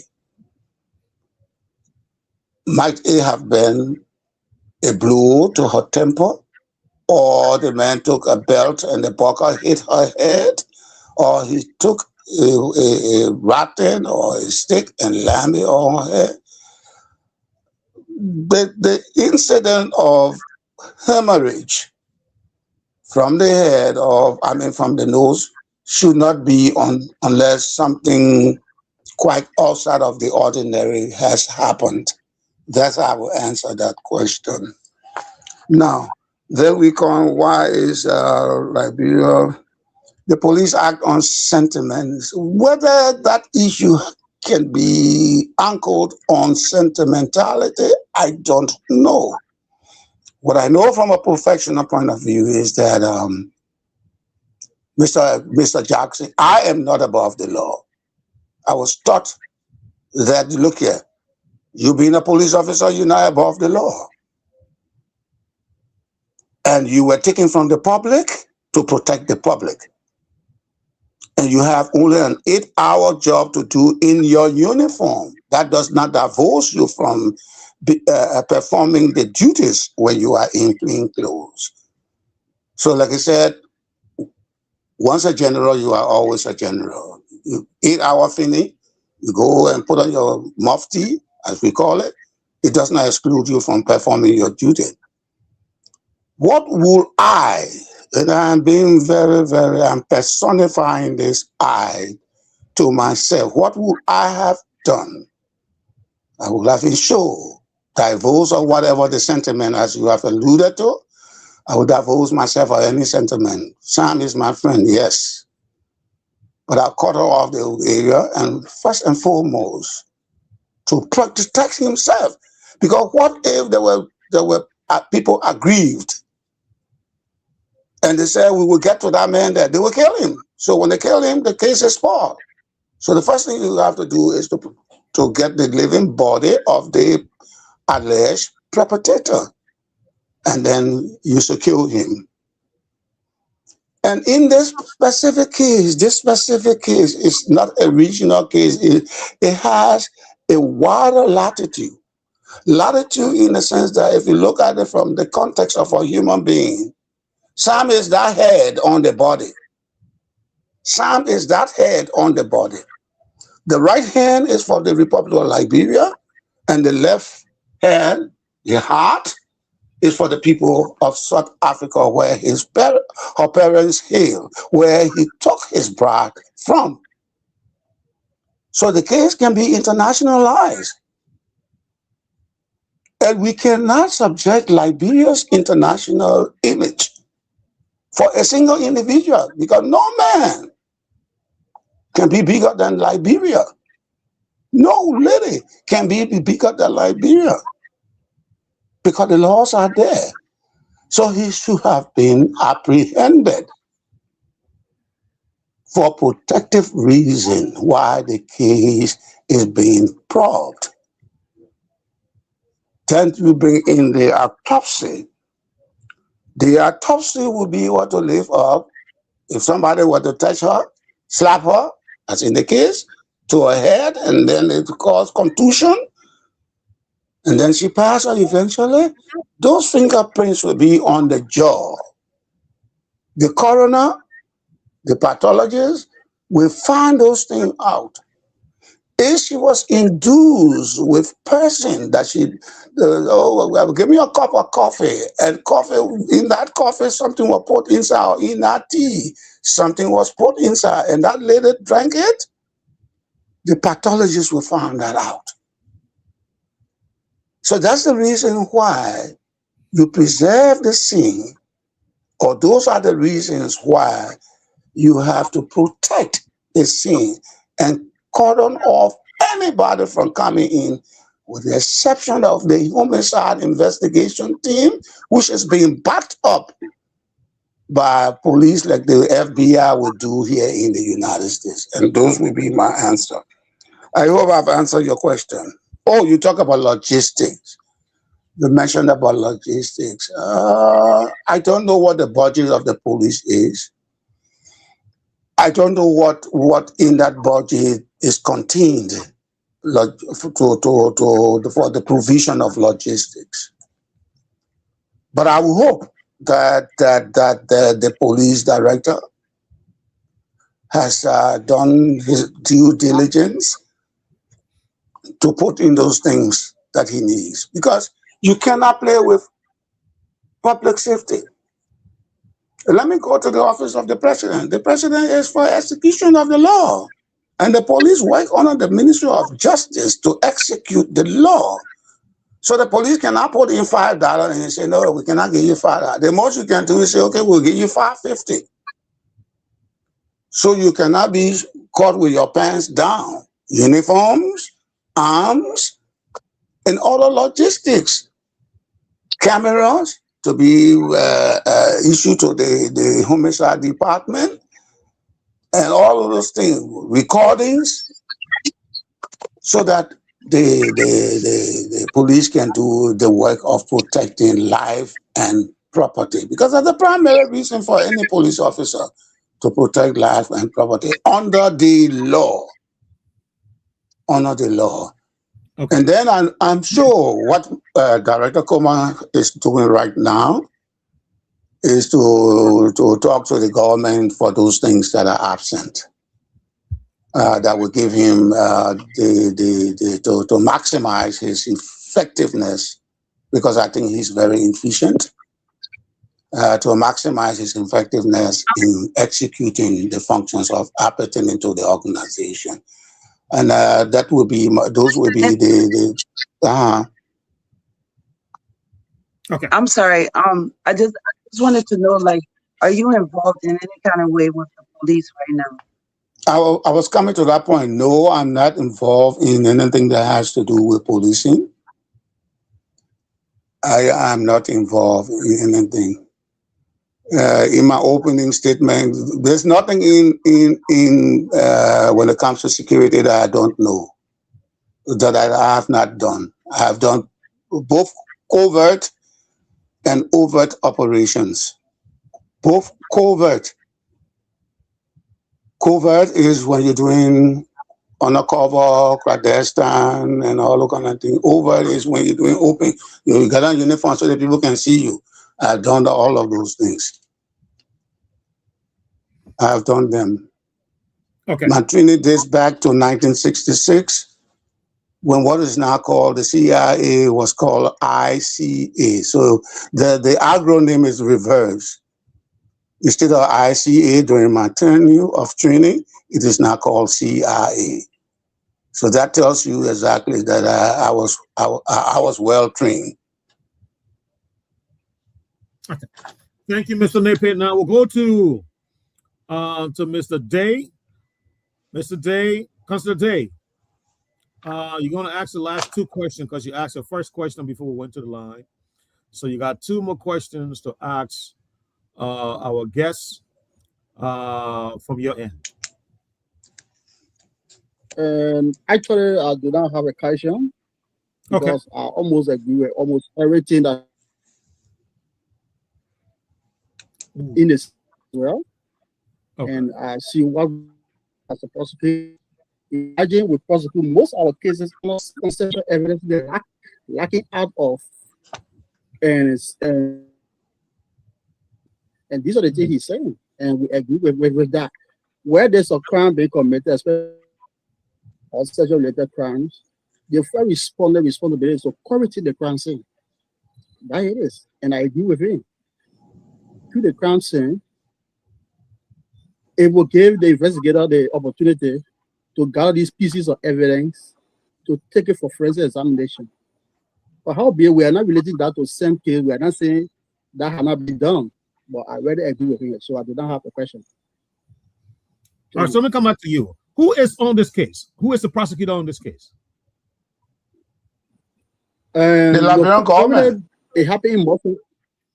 Yeah, it happened in Mosul rather than it's under the jurisdiction of the Mosul County Attorney. Okay. All right. So he is a lead prosecutor. He's a lead prosecutor. Okay. All right. Yeah. Thank you, Mr. Day. I really want to ask you tonight, but because your prosecutor office, I think we need a real question yet tonight. But anyways, let me go back to Mr. Nippet. Mr. Nippet, I have before I have a different question from this is away from the Sam Jackson case, if you don't mind. Let me pick your brain on this. So I think it was last week, Madam Devita Lasana, the former NEC boss, resigned her position. And when we were looking at her tenure, and even the people before her from 2005, we'll look at the amount of elections we had, presidential elections, and other midterm elections. We came to the conclusion that the data proved that between 120 to 180 million was spent in a period on general elections and midterm elections. And the election commission was the principal body that oversaw all these elections. She is leaving the scene. And we look at the current state of the National Election Commission. We see that a lot needs to be done. First, we have this, this deplorable attitude with, contestants of trucking voters across the country. We know that, the issue, and that is playing to the integrity of every elections in the country, right? Because people are moving here and, they vote anywhere, anyhow, they want to vote. And we're looking at the money that has been spent. And everything, all that the former commissioner could tell us was that she is proud. Her milestone achievement was that she was able to renovate the building. That when passerbys are passing by the building, they can point to the paint on the building. Do you see that as money well spent on the commission? And that was she right to say that? All right, thank you so much. So your question, you said, do you see that as what? Money well expended? Right. And was she in the right when she said her milestone should be, the physical look of the building rather than the institutional change that she could have implemented before she left. All right. Why you laugh, Mr. Nibbit?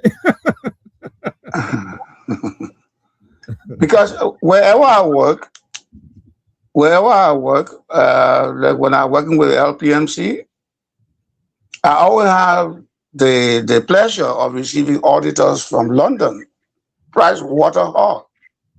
Price Waterhouse auditors will come. So I want to inject in the conversation that institution should be audited because the funds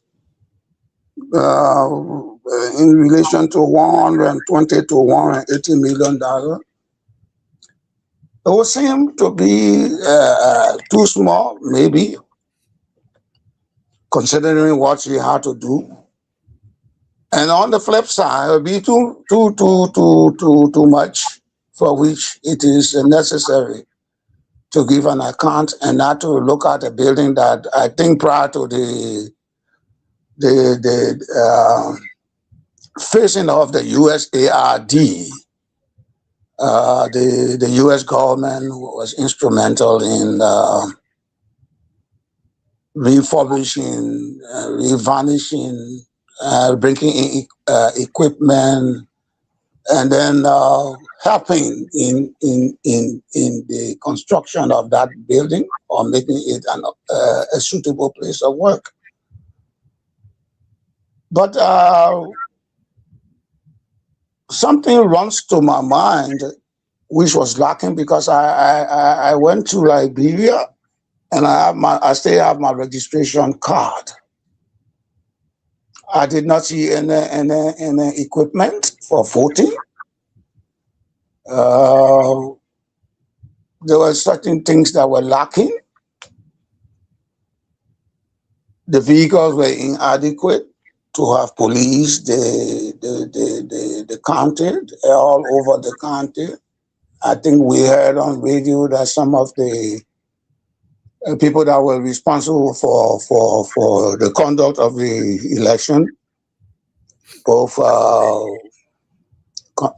presidential and midterm elections, could not get to their various assignments on time. The issues of ballots insufficiency were allegedly in the public domain, and other issues are pertaining to how the money was expended. But I'm not in the position to question the tenure of Madam Commissioner. I respect her very, very highly because I think she did a wonderful, wonderful job against the background that she was sometimes, her life was threatened, but she mustered the courage to have done a very fine job. So it is left with the government, whether they see fit or whether they don't see it is the determination of the government. They have the parastatals that can revisit her tenure to determine whether or not the money was expended wisely, whether there were malfeasance or misfeasance, which I wouldn't think happened because she's a lawyer. And so I think she was prudent in exercising those duties pertaining to the office that she held before exiting at this point in time. That would be my answer. Okay, so now we'll go to Veteran Smith. Veteran Smith, are you there?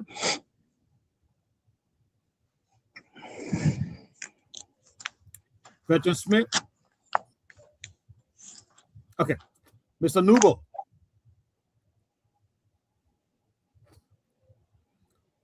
Mr. Nubo? I'm here. Okay. I think we need to go back to Mr. Day because you said that after the colors, he was going to ask his second question. Oh no, I did. I went to him, but he said he would have had a comment, not a question. Okay. Yeah. But if you want to give a time to him, I can go to him. Okay, let me give my time to him and you come back to me. Okay. If you forget, I will forever, I will be bothering you. Mr. David may want to be nice to you today. Do you have any comment or question?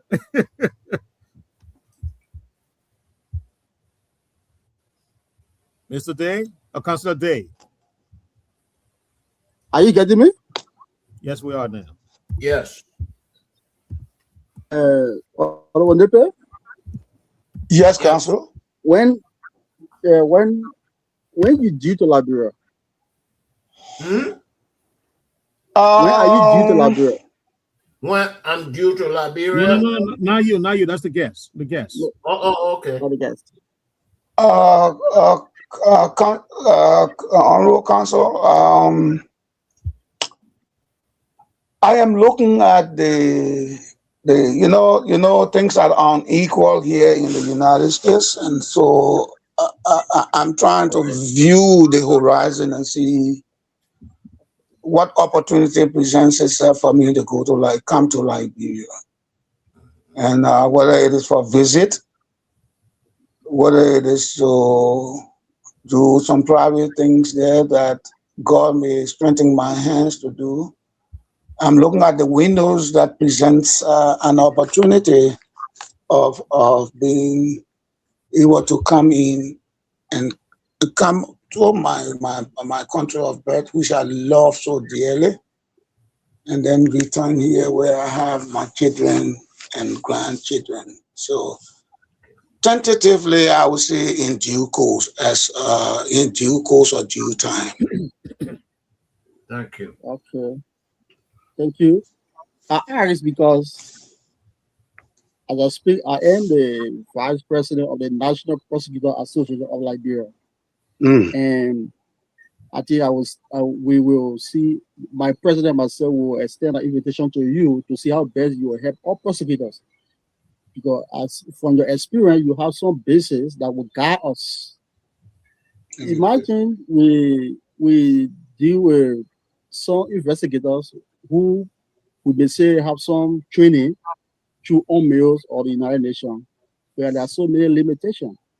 And with your level of experience, we will let you, I will even discuss it with the Solicitor General, to be frank. We will want you to be around to really help prosecutors and other investigators to build that capacity to see how best to carry proper investigation proceedings. Well, I raise my hat off to you and say thank you. It brings in the question of Jesus. Is a prophet respected in his own country? And so with you luminaries, legal luminaries, if you can come up with that, then I think some due consideration will be given to that request. I appreciate you. So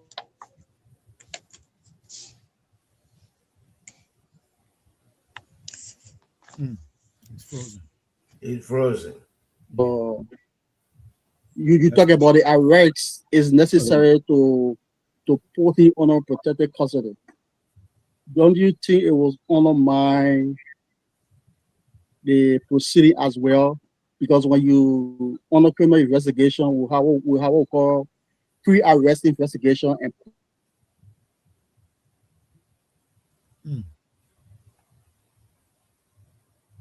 Is that the question, or is that? That is the question. No, I just asking. Is the question?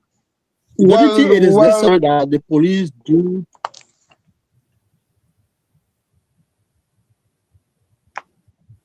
Mr. Nipe's line is listening to a lawyer. frozen. So, okay, there you go. There are two key elements. There are two key elements before the corridor of the. If I got your question correctly, there are two key elements that the police look at. Mr. Nipe, can he repeat the question? I don't know if we even heard what he said. You're in and out. Please repeat the question.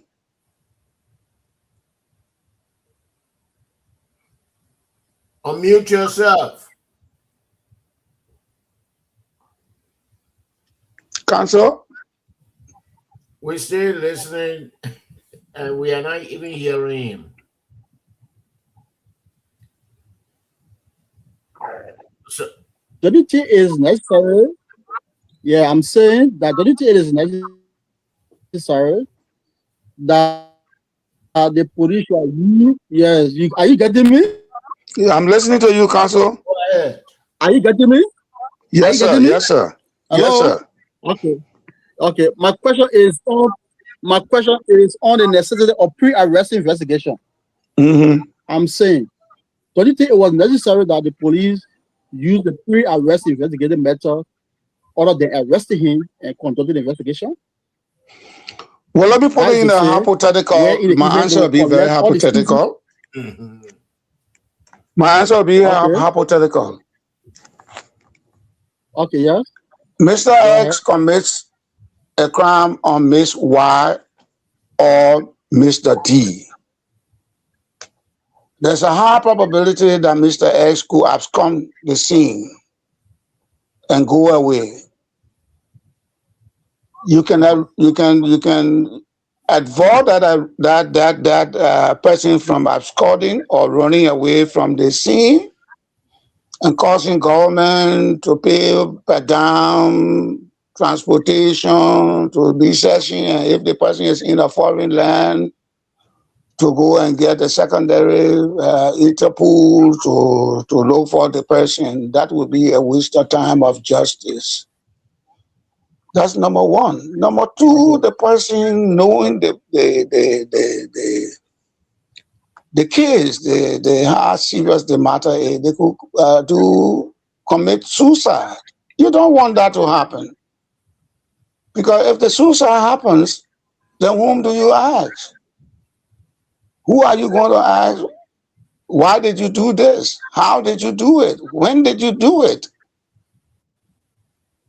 You will only be limited to looking at the body of the individual and say the person was shot, as I said in my previous answer. Or you say, oh, they used a bottle and hit the person in the head. But the question is always obvious to ask. Who committed the crime? Why did the person commit the crime?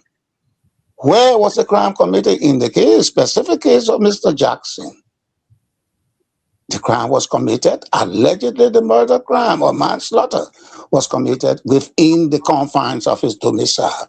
And that's why Mr. Jackson, protective custody, the assumption is, knowing the weight of the crime, if he was some other person, he would have shot himself. And then the whole case is blown out. Nobody to argue. Just send the poor girl to South Africa or have her buried, interred in Liberia. So what is the most responsible thing to do as a criminal investigator? There are two essential things that come along. A probable cause is why a police will raid a place without a rate of arrest, because it's a probable cause or a matter of exigency. And when those things tied into a crime, you cannot waste time. Because when you waste time, the evidence to be brought before the jurors will be dispensed of, will be compromised, will be non-existent. So why do you carry a case to the place and the prosecuting attorney cannot prove it? How does the police charge a man with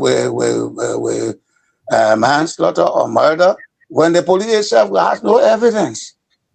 So it is contingent on the prime merit of acting with speed and being very, very, very precise in what you are doing to collect the requisite evidence, fingerprint, the bottle that was used, the stick that was used, the dough, and all of those things, doing the measurement.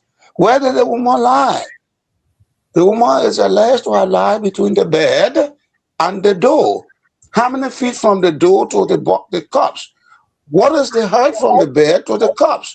What is the length of the woman's leg to the wall? What is the length of the lady's head to the wall? All of those dimensions will give rise to establishing a prima facie case. In the absence of those elements, the key elements, I beg to differ. There will be no case to be established. And that's why primarily the police universally will secure the alleged perpetrator of a crime. Whether it is burglary that went wrong and somebody died, you want to catch that criminal and protect the criminal so that people can boss it too and he dies. So that would be what I would say. The reason pertaining to why you do those things that are necessary, such as protecting the person, because the person himself could be or herself could be a victim. The woman could kill her husband, and she herself becomes a victim by killing herself. So you have two victims. What is the case about? One committed suicide, that's the woman who killed her husband, and the husband is deceased. Whom do you ask? So you have to preserve the life of that lady so that she can go to the court of competent jurisdiction to be asked a relevant question before a grand jury. The impaneled, let me put it in this sense, the impaneled jurors who would then come up with the appropriate determination. Thank you. I'm about to seize my flow. Is that Mr. Lobo? Yeah, that Mr. Nubo. Well, let add Mr. Day if he's done. I say because he's almost going to want to hit there. Mr. Day, you done? Yes, I'm done. Okay. Yeah, absolutely, I'm done. Okay, great. Thank you, sir. Thank you very much. I think it was Madam Smith that asked if our distinguished guest said that the crime scene was contaminated. I want to say, whether it was contaminated or not, or how, if it was contaminated and how, and I want him to comment on it. All right. Okay. I'm still there. If the scene is contaminated, we look at evidence. That evidence is moved or disturbed. New materials are introduced into the scene. Biological traces, blood, hair, blah, blah, blah, are mixed or destroyed. People walk through or handle the handle before the investigator got there. And we know that the maid or the cook wiped the blood on the floor before the investigator got there. And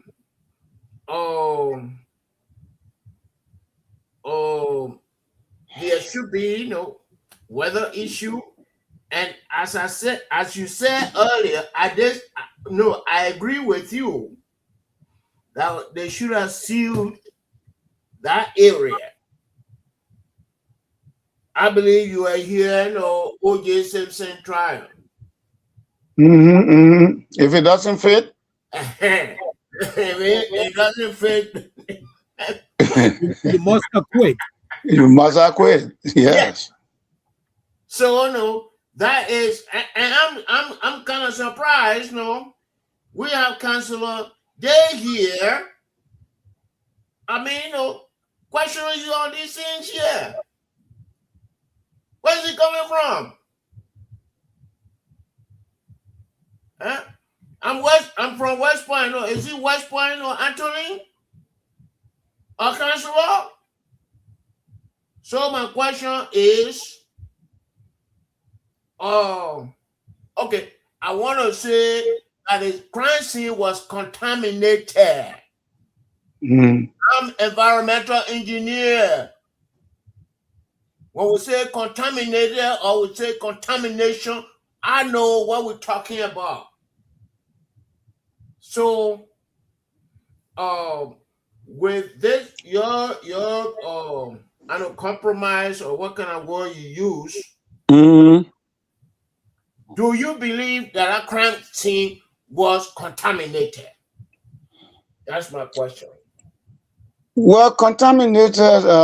When something is contaminated, well, let me before I answer. Let me say thank you so much. Thank you so much. It's a very important question to be answered. You can interchangeably use contaminated or compromise because something is contaminated. It has a tendency to have been compromised. Right. And so we can interchangeably use either of those two words. Thank you. But my specificity of my point was it was compromised. Compromise, and because foreign elements came into the scene. Foreign elements breached the scene. Foreign elements that had nothing to do with the crime were all parading in and out of the house. Right. So the lifting of blood, and then we come to realize the body was moved. Before the police got there, the body was moved. And importantly, you have just mentioned that the cook in the house wiped the blood, which ought not to have happened,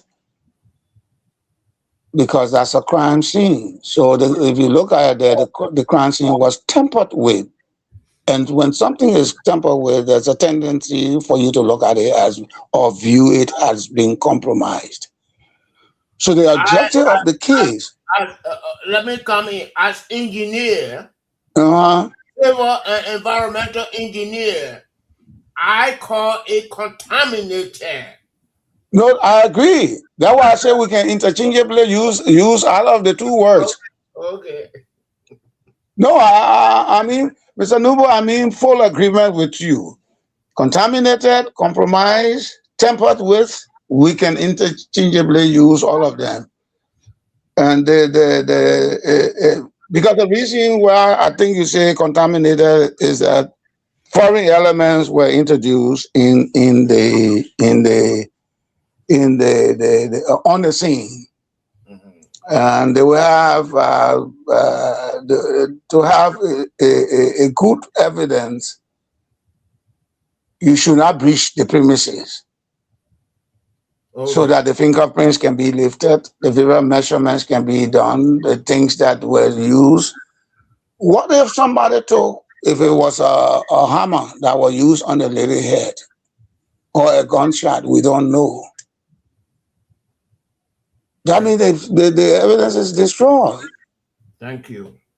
The evidence would have been destroyed. And this is why Cochrane was so concise and precise in the fact that when they brought the gloves and the gloves could not fit O.J. Simpson, he said, if it cannot fit, then you have to dispense of the man. Yeah, then quit. Then quit him. Then quit. Yes. So if the evidence are not in collaboration or cooperate with what the crime of Mrs. Soning Jackson is, Mr. Jackson will be eventually acquitted. Okay. Why? Because someone might have tempered, compromised, contaminated the scene. Okay. So the essential elements that would have corroborated the findings of the autopsy that the police would then stand on, because there must be a legal platform for the charges to be raised, for the prosecution to be strong. You cannot give the prosecution no arm and you go and stand in the court that you ain't got no gunshot to fire. You got nothing to say. So why send the man to the court when the evidence has been destroyed? That's why I strongly say, I maintain my point. And I think any professional police officer, if they look at what happened, they will tell you the thing was either contaminated, tampered with, or compromised. Okay. So with that, I want to thank you very much for raising that question, sir. Yeah, but my last question, my second Yes, sir. question is, we are here, speaking these people contaminated, compromised. Yeah. You just realized that, Mr. I Nugo? want you to explain it in a waterside English to the people of GEDEH, to the people of Liberia, and to some of us, the panelists who are confused. Okay. Well, my people, the panelists, and all my people, my Mary, my Cecilia, my Annie, they think what happened in Mr. Jackson area to Mr. Jackson house. The people say Mr. Jackson killed his wife. Mr. Jackson said, no, I don't kill my wife. My wife got problems. So when I come, my wife was having blood all over. So I take my wife and carry her to the hospital for the people to examine her. While the people were doing the work, my wife died. So they think my people, I don't do it. Well, I see here the people who our children then who will pay. Who they say the police people, the people who when you do something, they're in the village. When you do something, the clan chief, the paramount chief, the district commission can send an officer, it can send somebody there to catch you. So you can come to the clan chief, the paramount chief, the district commissioner, or the quarter chief, so you can answer what happened. They didn't do it. That one don't happen at all. It never happened. Everybody, just a flag going somewhere, they enter inside the house. The quick people say, when things like that happen, nobody must go there, sir. The person who do it, you must catch the person, because the person can be scared. Because sometimes you do something before you think. You can't think good when you're too vexed. You will do the thing. Woo! When you not do that, woo! And the person died, then you say, hey, if I know, I'm not going to do it. Oh. Then if we say, or we are, or Koruba, or Nipe, as I say, the one when the people catch me, I'm more than 20 years old. Because the woman come from Ghana. The woman we're talking from, she come from South Africa. So the man is your hair, your body. The man that they hate, because he the people say cause the problem. On the right hand at Liberia, that he power. On the left hand at the woman people. So the man in the center, they trouble well for that. So when they take into the court and the court say it's wrong, Liberia government say for we'll put you in jail for 2 months, or we'll put you in jail for 10 years. After Liberian government finish with him, the people in South Africa will say, no, you can't pay our daughter for nothing. So we're coming for you to America. Then they will come and take him. It will be law business. Then if Liberia agree, then Mr. Jackson will go to South Africa. South Africa people say, well, you can't be here to come here and say, no, when you kill somebody in our country or our citizen, we can put you on the galley and we'll kill you. Then Mr. Jackson will bear that with that what I say. So I say for the people to know that that Mr. Jackson do or Mr. Jackson don't do, nobody was supposed to go inside our house. Nobody, that room, the police people were supposed to go there, close that gate. take the key from Mr. Jackson, close the gate, carry him to the police station to protect him. The first thing was the police supposed to protect Mr. Jackson. Because people think he didn't want to kill his wife. And so the police don't want for Mr. Jackson to kill himself. Because they were died. Now Mr. Jackson died too now. Then what happened now? Who is going to care to the court now? Who is going to care to the court? Then they can't finish. Because well died, husband died. Case closed. So that's why I say the police, they should have, they were supposed to go to that hall, close the hall. You John David, you who, you're not supposed to come inside that yard there. When after everything finished and Mr. Jackson, you do nothing, you can go sympathize with Mr. Jackson because his wife died. But when our daughter died, we want to know why our daughter died. When our son died, we want to know who killed our son. And that's why I'm saying about people. Thank you. Thank you. I swear to God. I got a clap for that. Okay. Yes. Actually, let me learn first. I have to clap for that. We must crown. That's a transition that requires. We clapping. must crown Honorable Nepe as our waterside analyst. See, I was laughing throughout because he was punching the buttons that I was looking for. So, Honorable Nepe, yes, sir. You have to be a staple on the show here. I do, right? You can't run away. Hey, no escape for you.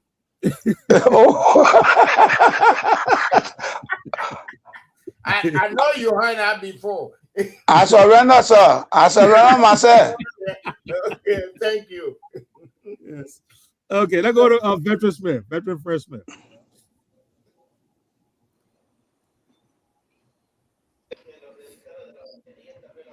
Okay. So the lies shall always be the fights. So let me go right to my question, Honorable Nepe. Yes, sir. Let's look. We'll call you. You are busy. No, not tomorrow. Let's go. Let me go to my question. National issue, national security issue. Yes, sir. I think you understand what is happening with our boundary, the past, the present, and the future. Yes, and sir. specifically, what is going on in Foya, the border of Foya and Guinea in Lofa County. Yes, sir. In diplomacy, it states that if you do not solve a border issue and you go through gentleman agreement, the person will come back and claim that land.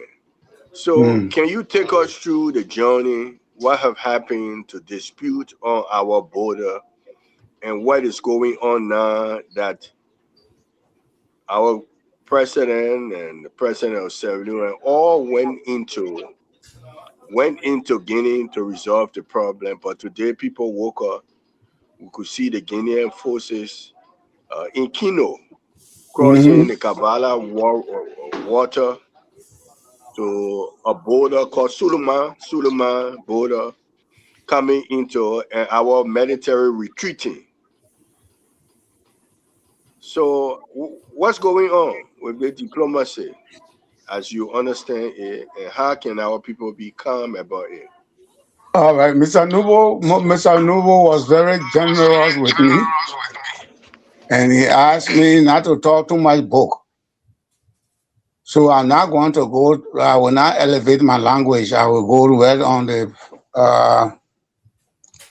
what happened? As far back as when I was in elementary school at St. Patrick's High School, there was a history book that we read by Abba Kanga, Dr. Abba Kanga, a Liberian historian. That information was also given to us by Dr. Joseph C. Guano, former Liberian ambassador to the United States. And in that book, there was a gentleman called Benjamin J.K. Anderson, a surveyor. Honorable Numbo, a technically prepared and very versatile surveyor. And our people, whenever they heard the wind blowing because of the echo of the tree, they said that was a devil mountain.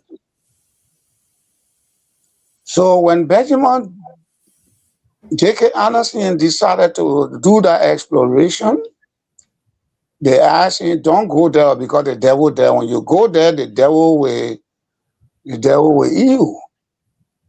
But he got some men and they went.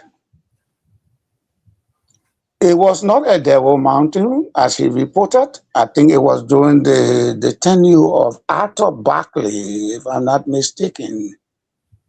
It was in the 18-something, Arthur Berkeley. When he got there, he saw LIB in Zadikore, where we have our consulate, the Liberian consulate.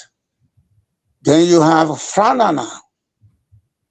Then you have Gegedu. Then you have Masanta. Those areas had on the cornerstone LIB. Anyone who read the book will bear this statement as true. And so he came back to the people and said, oh, no. And then what he discovered palm trees. He discovered palm trees as being the borderline of the Republic of Liberia. But something out of the ordinary will happen before Guinea independence in 1957 or there about 58. Before that time, that area called the Republic of Guinea was referred to as the French Guinea. There were several instruments that were concluded with specific reference to the border. I think it's approximately 350 square miles. And that border question was resolved. I have begun the research. Because that was what I was doing here. Before we go to the State Department, we got to look at certain research before we can angle on the points we want to make. But around 1836 or there about 37, the French government had settled the question of border. They had settled that question. And that being the case, when after President Tubman took over by 1957, we had the first meeting, the birth, which was the birth of the Organization of African Unity in Saniquele, Nimba County. Nimba County is the birth home of the OAU. Present at the meeting was His Excellency Ahmed Sékou Touré, President of Guinea at the time, and Prime Minister Kwame Nkrumah, Francis Weah in parentheses. Francis Weah. That was his name.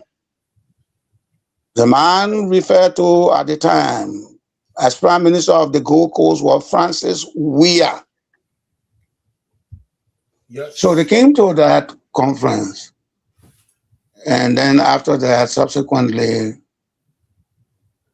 President Tubman on Ashmore Street invited Haile Selassie. And that's how they did it. They said, you brought the idea, but my country, man said, I did not, well, nobody control me. So my country will be the seat, the headquarters of the OAU, which has more forced, which has now gone to be AU, African Union, modeled after the European Union.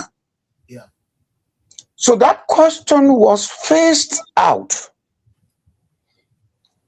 But for political expediency, and what is expedient cannot be right sometimes.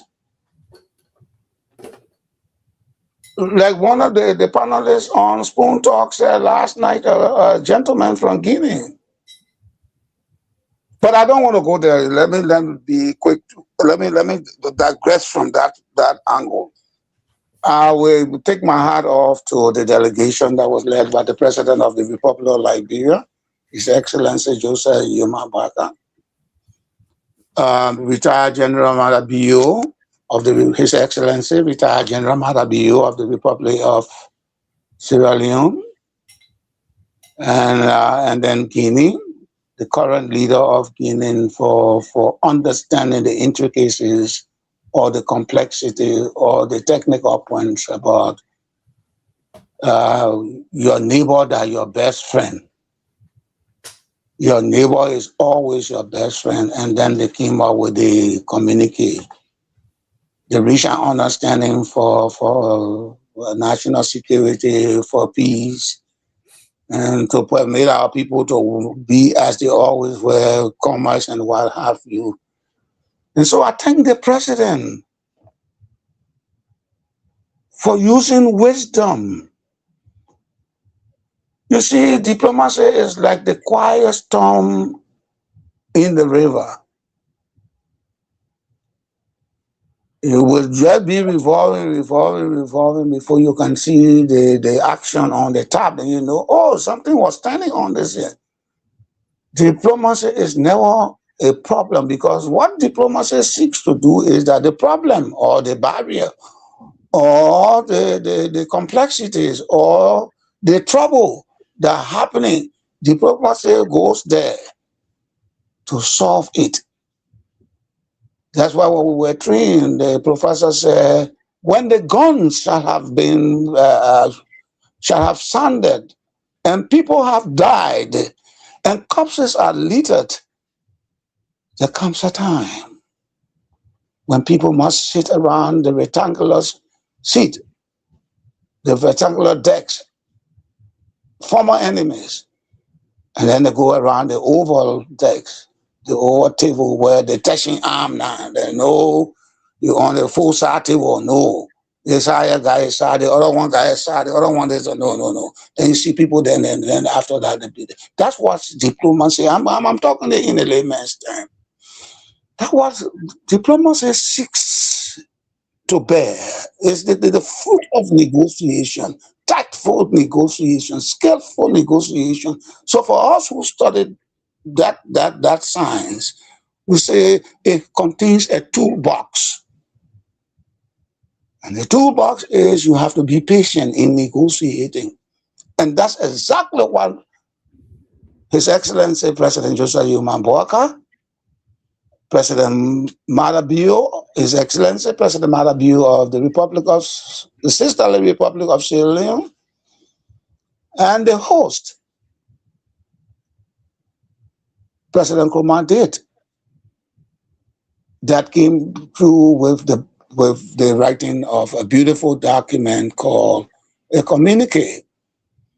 Now, I'm being told as we sit as a panel, as your guest on your program, that a canoe breached the water with soldiers in it, and they hoisted the Guinean flag. Now, the rain will have to evaporate, the water will have to evaporate, condense, precipitate before it falls as a rain. And that's how diplomatic engagements thrive. The presidents went there, they wrote a very beautiful paper with Her Excellency, the Minister of Foreign Affairs, under whose aegis the president has done tremendous work internationally. And then the local government minister, the national security advisor, the minister of national defense, and the chief of staff. I think it was a 5-member delegation. And I raise my hand and salute them. And you know, when I talk about Liberia, I'm very passionate about Liberia. And I memorized the national anthem from the first where all hail Liberia, here to enjoy with our hearts and gladness. We meet the fool with follow unpretending. With hearts and hands, the president, a man of wisdom, decided to have a team of polished personalities, professional people. In the company of the president was for the Minister of Foreign Affairs. The Minister of Foreign Affairs, who has been very, very, very, very much efficient in doing the job. Decisions, like I said, like rain. When the decision emanates from the office of the president, it goes to the bureaucracy. It might not have gone to the chief of staff of the armed forces or the minister of defense of the armed forces of Guinea to be sent to the chief of staff and the battalion commander and all of the parastatals, the full parastatals of the military. And so my assumption is that the people did not know. The junior officer did not know, and they went and said, well, the same thing that we did, we got to do something. But I'm sure from the communique that was signed by our distinguished personalities, the president of the Republic of Liberia, the foreign minister, president of Guinea, president of Sierra Leone, will bear the equality seed. We bear quality seed such that we will not visit the border question again. And as I indicated, diplomacy is like a current under the water. You never see it until the action comes on tap. Mrs. Beslow Yanti, I am sure, in the toolbox, the diplomatic toolbox, has taken other implements to go after certain things that we sort of cause this thing here to be strong, to build this foundation of relationship, because this is a Manuel River Union that was founded by President William Harold Talbot. And Talbot, like Tubman, saw the fierce urgency to ensuring that we remain in non-interference in the border of other people, non-interfering in the internal affairs of other people, but to forge a strong brotherly and sisterly relationship within the region. Moving one step further, Talbot again was instrumental in the formation of the ECOWAS community, of which here in the United States, I was privileged of becoming the chair on the ambassadors, the vice chair on the ambassadors group of Africa, and then the chairman of the Economic Community of West African Ambassadors Group. I was the chairman of that expert committee. They call it expert committee. And I served in that committee all the days I was in Washington, D.C. until I left. Whenever I said, oh, you changed me, I'm tired, I say, no, you cannot do that. And so I want to use this public domain, this radio, about those who honor the sound of my voice or who are listening to my voice, or who will be privileged subsequently to listen to the recording audio. Let's be calm. Let's be calm. You have Liberians in Guinea. You have Liberians in Sierra Leone. You have Guinea in Liberia, just as you have Sierra Leone in Liberia. You have Ivorian in Guinea, Ivorian in Liberia, Ivorian in Sierra Leone. Vice versa, you have Liberians in Sierra Leone, Guineans in Sierra Leone, and Sierra Leoneans in Ivory Coast too. So that matter is on the appropriate consideration because they have started the conversation, landed into a communique, and I'm sure by the time the order is passed through the Ministry of Defense to come to the man, the foot soldier, that flag will be brought down.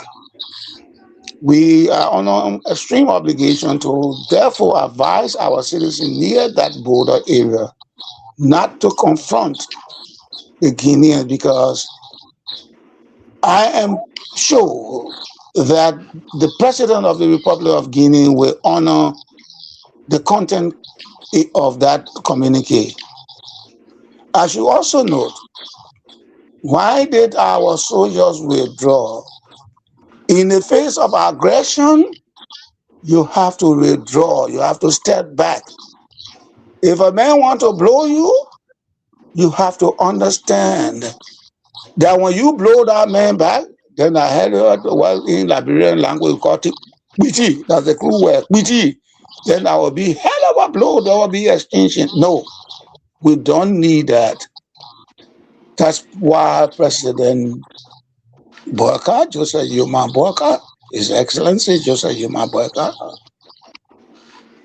decided to move as quickly as lightning with his counterpart in Sierra Leone for them to breach this impasse. So our people in Nima County, because I worked in Nima with LPMC, along the Guinea border with Liberia, which is a tiny road that crosses from the Catholic Church. As soon as you put your foot from the Catholic Church side, you go on the other side, you're in Guinea. And on Thursday or other Wednesday, it might have been changed. Guinea Road, you see Guineans coming with pepper, bitter ball, and all those kind of things. So we as brothers and sisters, we need not throw fists at each other. In due time, I am sure what the president and his entourage or delegation begun will bear fruit. The Liberians will be happy that we and our brothers and sisters in Guinea will be like before. I remember when I was playing, I think I met a Domoya before, in Conakry too. He was happy, he was a soldier, and I think that the same soldier. He was happy to see me perform. And he came to a hotel Bezia. And he was speaking very broken English and superb French. And he said, "Oh, I like you." So I think he's a man to deal with. I think positive engagement is what we need to do. Mr. Nipe, we have just 10 minutes to close up. So what I want us to do now. Let me ask my second question. Okay, but you know, we all right. Ask your second question, Mr. Nipe. Let's keep it short because we got to close. The producer has to go. Yes, sir. Yes, sir. Yeah, my second question, I don't know which one to ask, but this is also Liberians. You also work on it effectively. Can you tell us the Liberians in the prison cells in America, when you were there, how you dealt with them, and under the new administration, what kind of arrangement? How many of our people are in jail in America, and what are the political implications, whether they remain or sending home, you being in a diplomatic mission, how that works when you have Liberians in prison and you had to deal with them. Thank you very much. Important. When you have an assignment, you have to think about how to do it. The first thing is you have to know that you have to marry the interests of the Republic of Liberia with that of the United States of America. You cannot you cannot undercut out of those interests. So when you understand what the interest is all about, as I said initially, you are here to protect your citizen when you are at the embassy. You are there, but to forge, to foster, to strengthen the bilateral relationship between the sending country, in this case, which is Liberia, and the receiving country, which happens to be the United States of America. What did I do? Well, you have to be tactful. You have to use the tools that you have in the diplomatic box. And those tools, when you use them effectively and with efficiency, you can get the kind of result that you need. I had the privilege of working with the Ministry of, not Ministry, the Department, the U.S. Department of State, the Homeland Security, and specifically ICE, Immigration and Custom Enforcement. There were many days that they felt that I was doing the right thing, or I was not pushing my people out. But I had to think about a lot of things. We have come from war when Mrs. Sirleaf became the president of the Republic of Liberia. Her Excellency, let me qualify that, became the president of the Republic of Liberia. We could not overwhelm her while she was trying to put in the pegs of national unity, stability, reunification, integration, and all those things that she was wrestling with, looking for money to do the things that were necessary. And then take all the criminals from the United States, or those who were not properly credentialed, to Liberia. So I had an honest conversation with the people, and Americans can understand.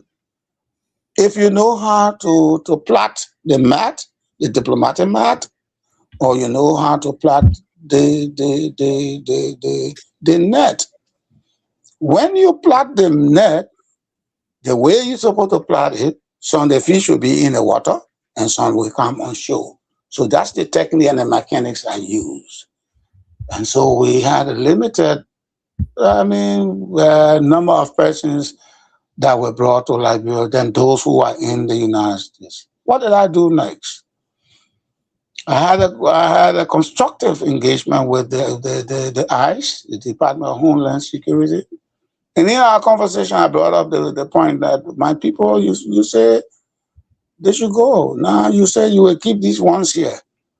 But they cannot be in this country here and they're not working. So you got to give them some, you got to renew the TPS, the temporary protective status, and then you give them some opportunity to work. And they saw the validity of my conversation, the logic in it, and they agree with me. So if there were 200 persons to have been brought, of course the number was very, very high.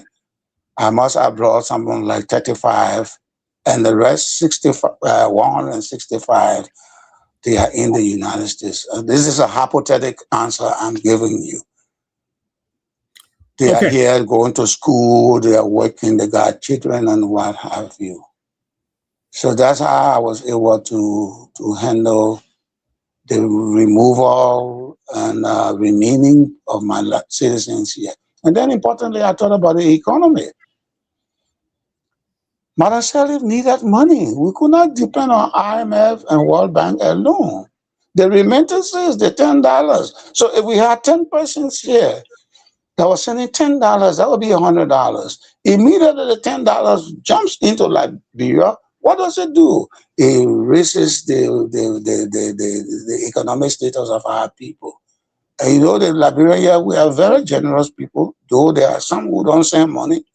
But that has been helping the government from time to time. I remember when I at the consulate, the chancellery, We used to, the remittances used to be more than $10 million sometimes.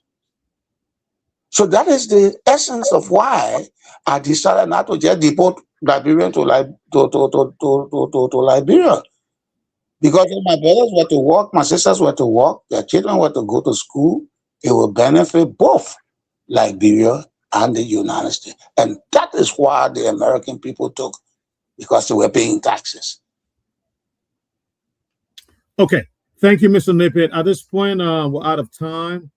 Let me say thank you for coming. And we'll look forward to calling on you to give us some of your expert opinions on matters that we will be discussing, matters of national importance and those of international importance as well. It was a great time having you, and we're ready to look forward again having you. I'm sorry we're out of time. We have kept the producer in the studio.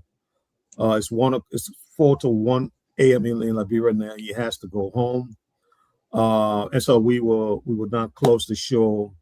And please don't make this your last time on the show. You're in the chat room. I go to you in the chat room that we spoke today, you and myself. I will get your number.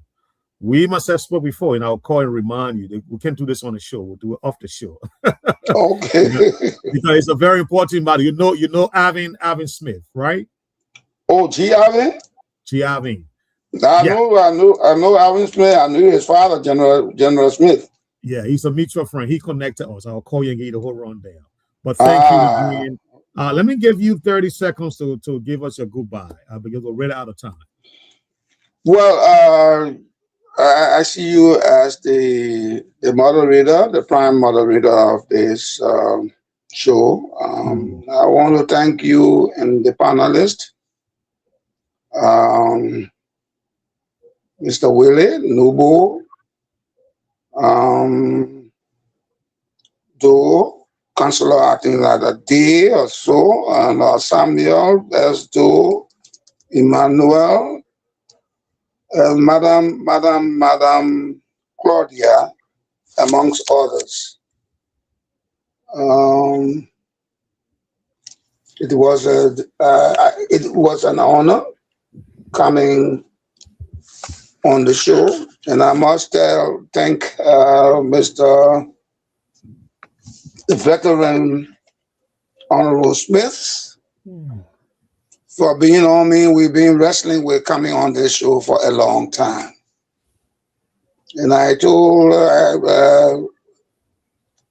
Honorable Smith I needed the parameters on which I will speak, because for us who have learned the art and the science of diplomacy, we cannot just go and talk on the radio because we want to talk. Because there is this apprehension about entrapment.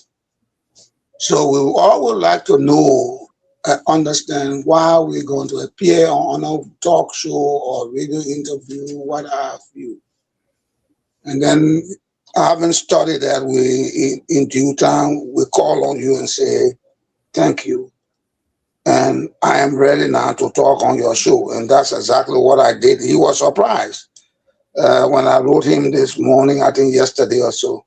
So I want to thank all of you in Radio Land who have been patient to listen to me. And if I had gone wrong in any way, please let me know, because to err is human and to forgive is divine.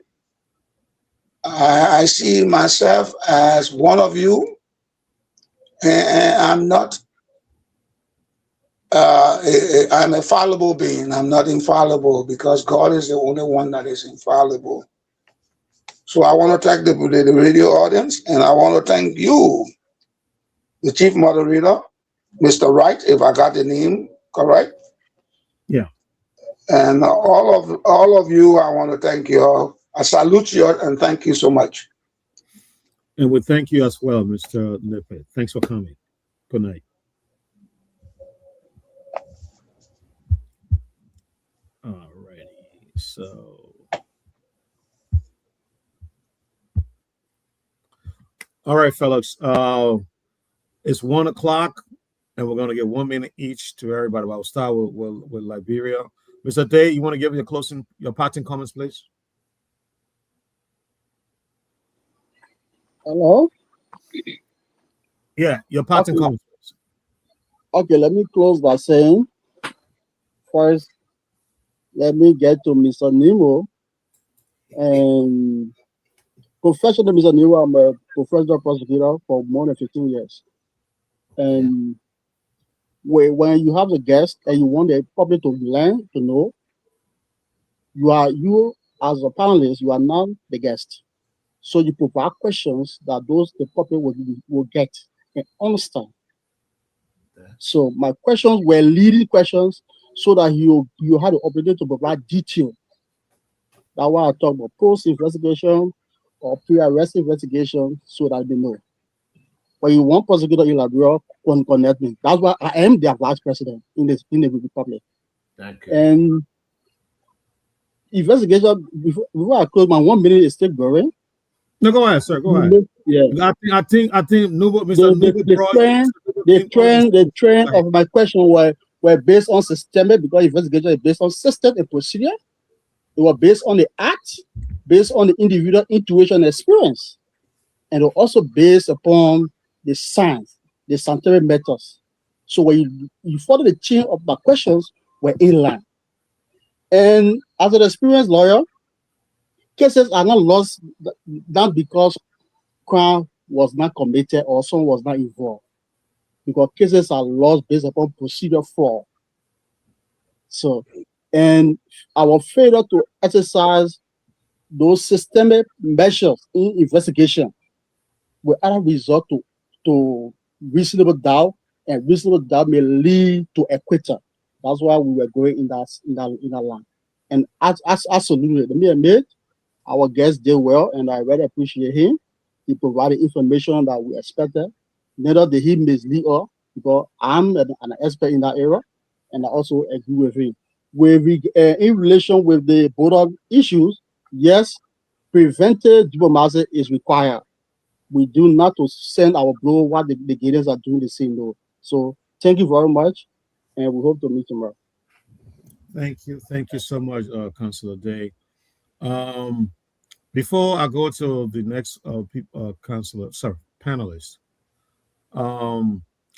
I think if you're like, because the show can be so nice, and I'm worried about the studio and the listening public.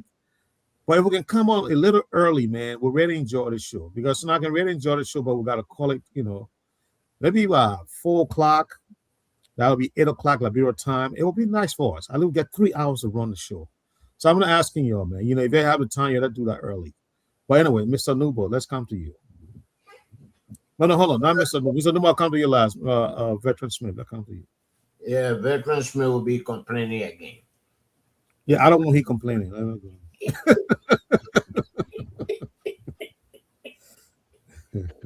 You had a wonderful day today, Mr. Numa. Wow. A lot of questions you were giving, so that's good day for you. Well, man, we call you. You can't complain today. We call you. You need Fedra, I will get a news coming up from sport. Huh? Okay, actually, Veteran Smith does not have anything to say. I mean, he get prison. So let's move on.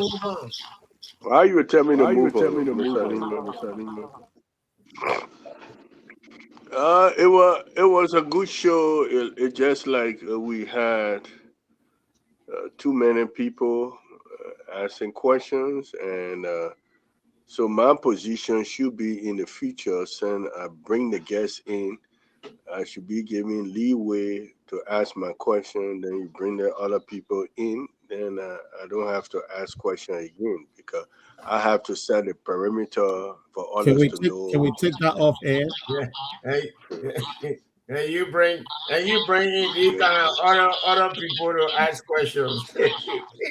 Okay, but it was a good show.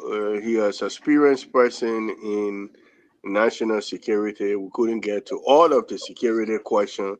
I would have loved to hear from him on the Fulani issue, although the Minister of Justice sort of have laid that to rest. But I would have loved to ask a question on that subject matter where he thinks. But there are more issues. Time come, we will bring him back to do with national security, policing, and the other area he touched on, our local farmers and how to bring our products together. He have a method that he did that was workable. That was part of his introduction. I would have loved to ask him more on that, how it can be beneficial to our present condition in Liberia, agriculture, people bringing food from the rural area, whether there should be a central point. As he stated, he put that together. I would love to go more in depth into that. But there's always another time. But it was a good show. Thank you, Veteran Smith. Mr. Nuba? I feel that it was a great show, and he performed beyond my expectation.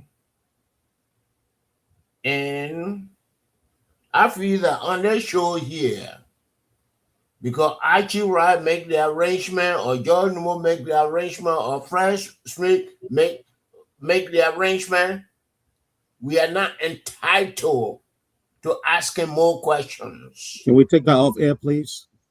Okay. Okay. We're going to take it off air.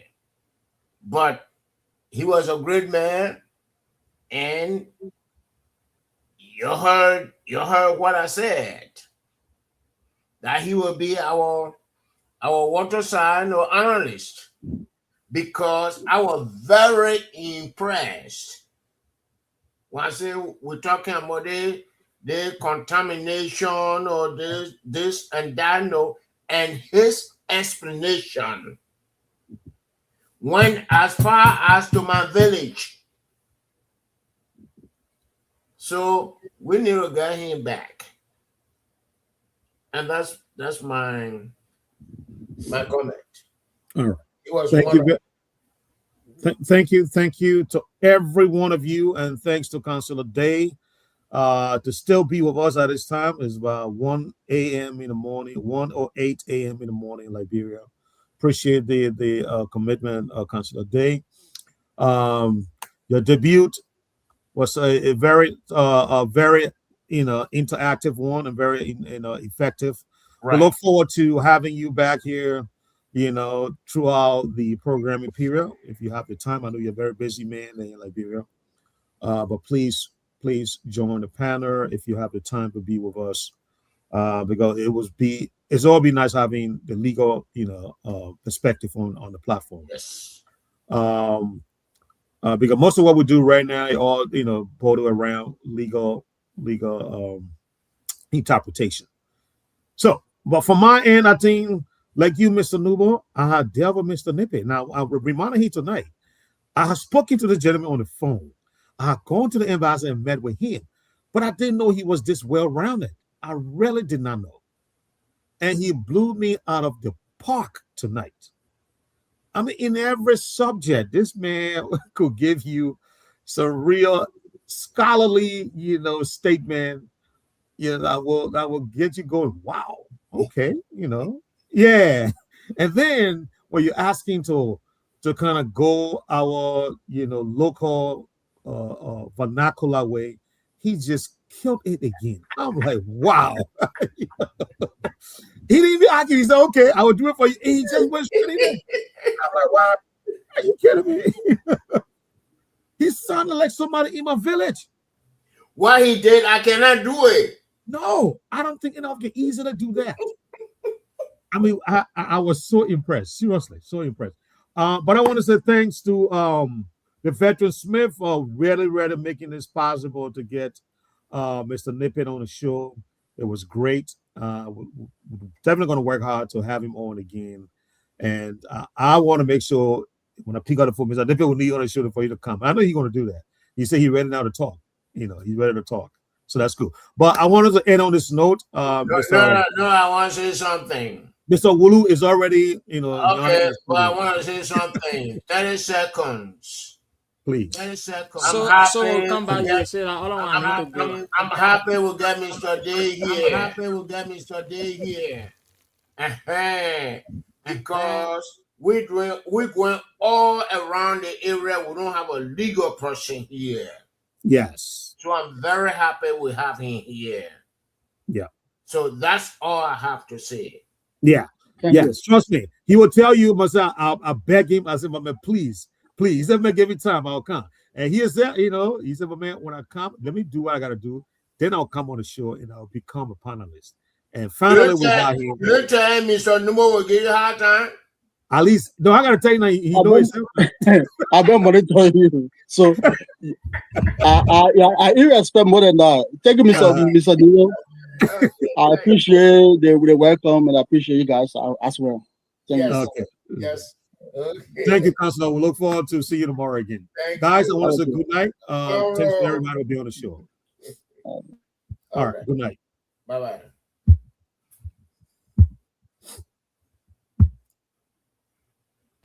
All right. Tomorrow.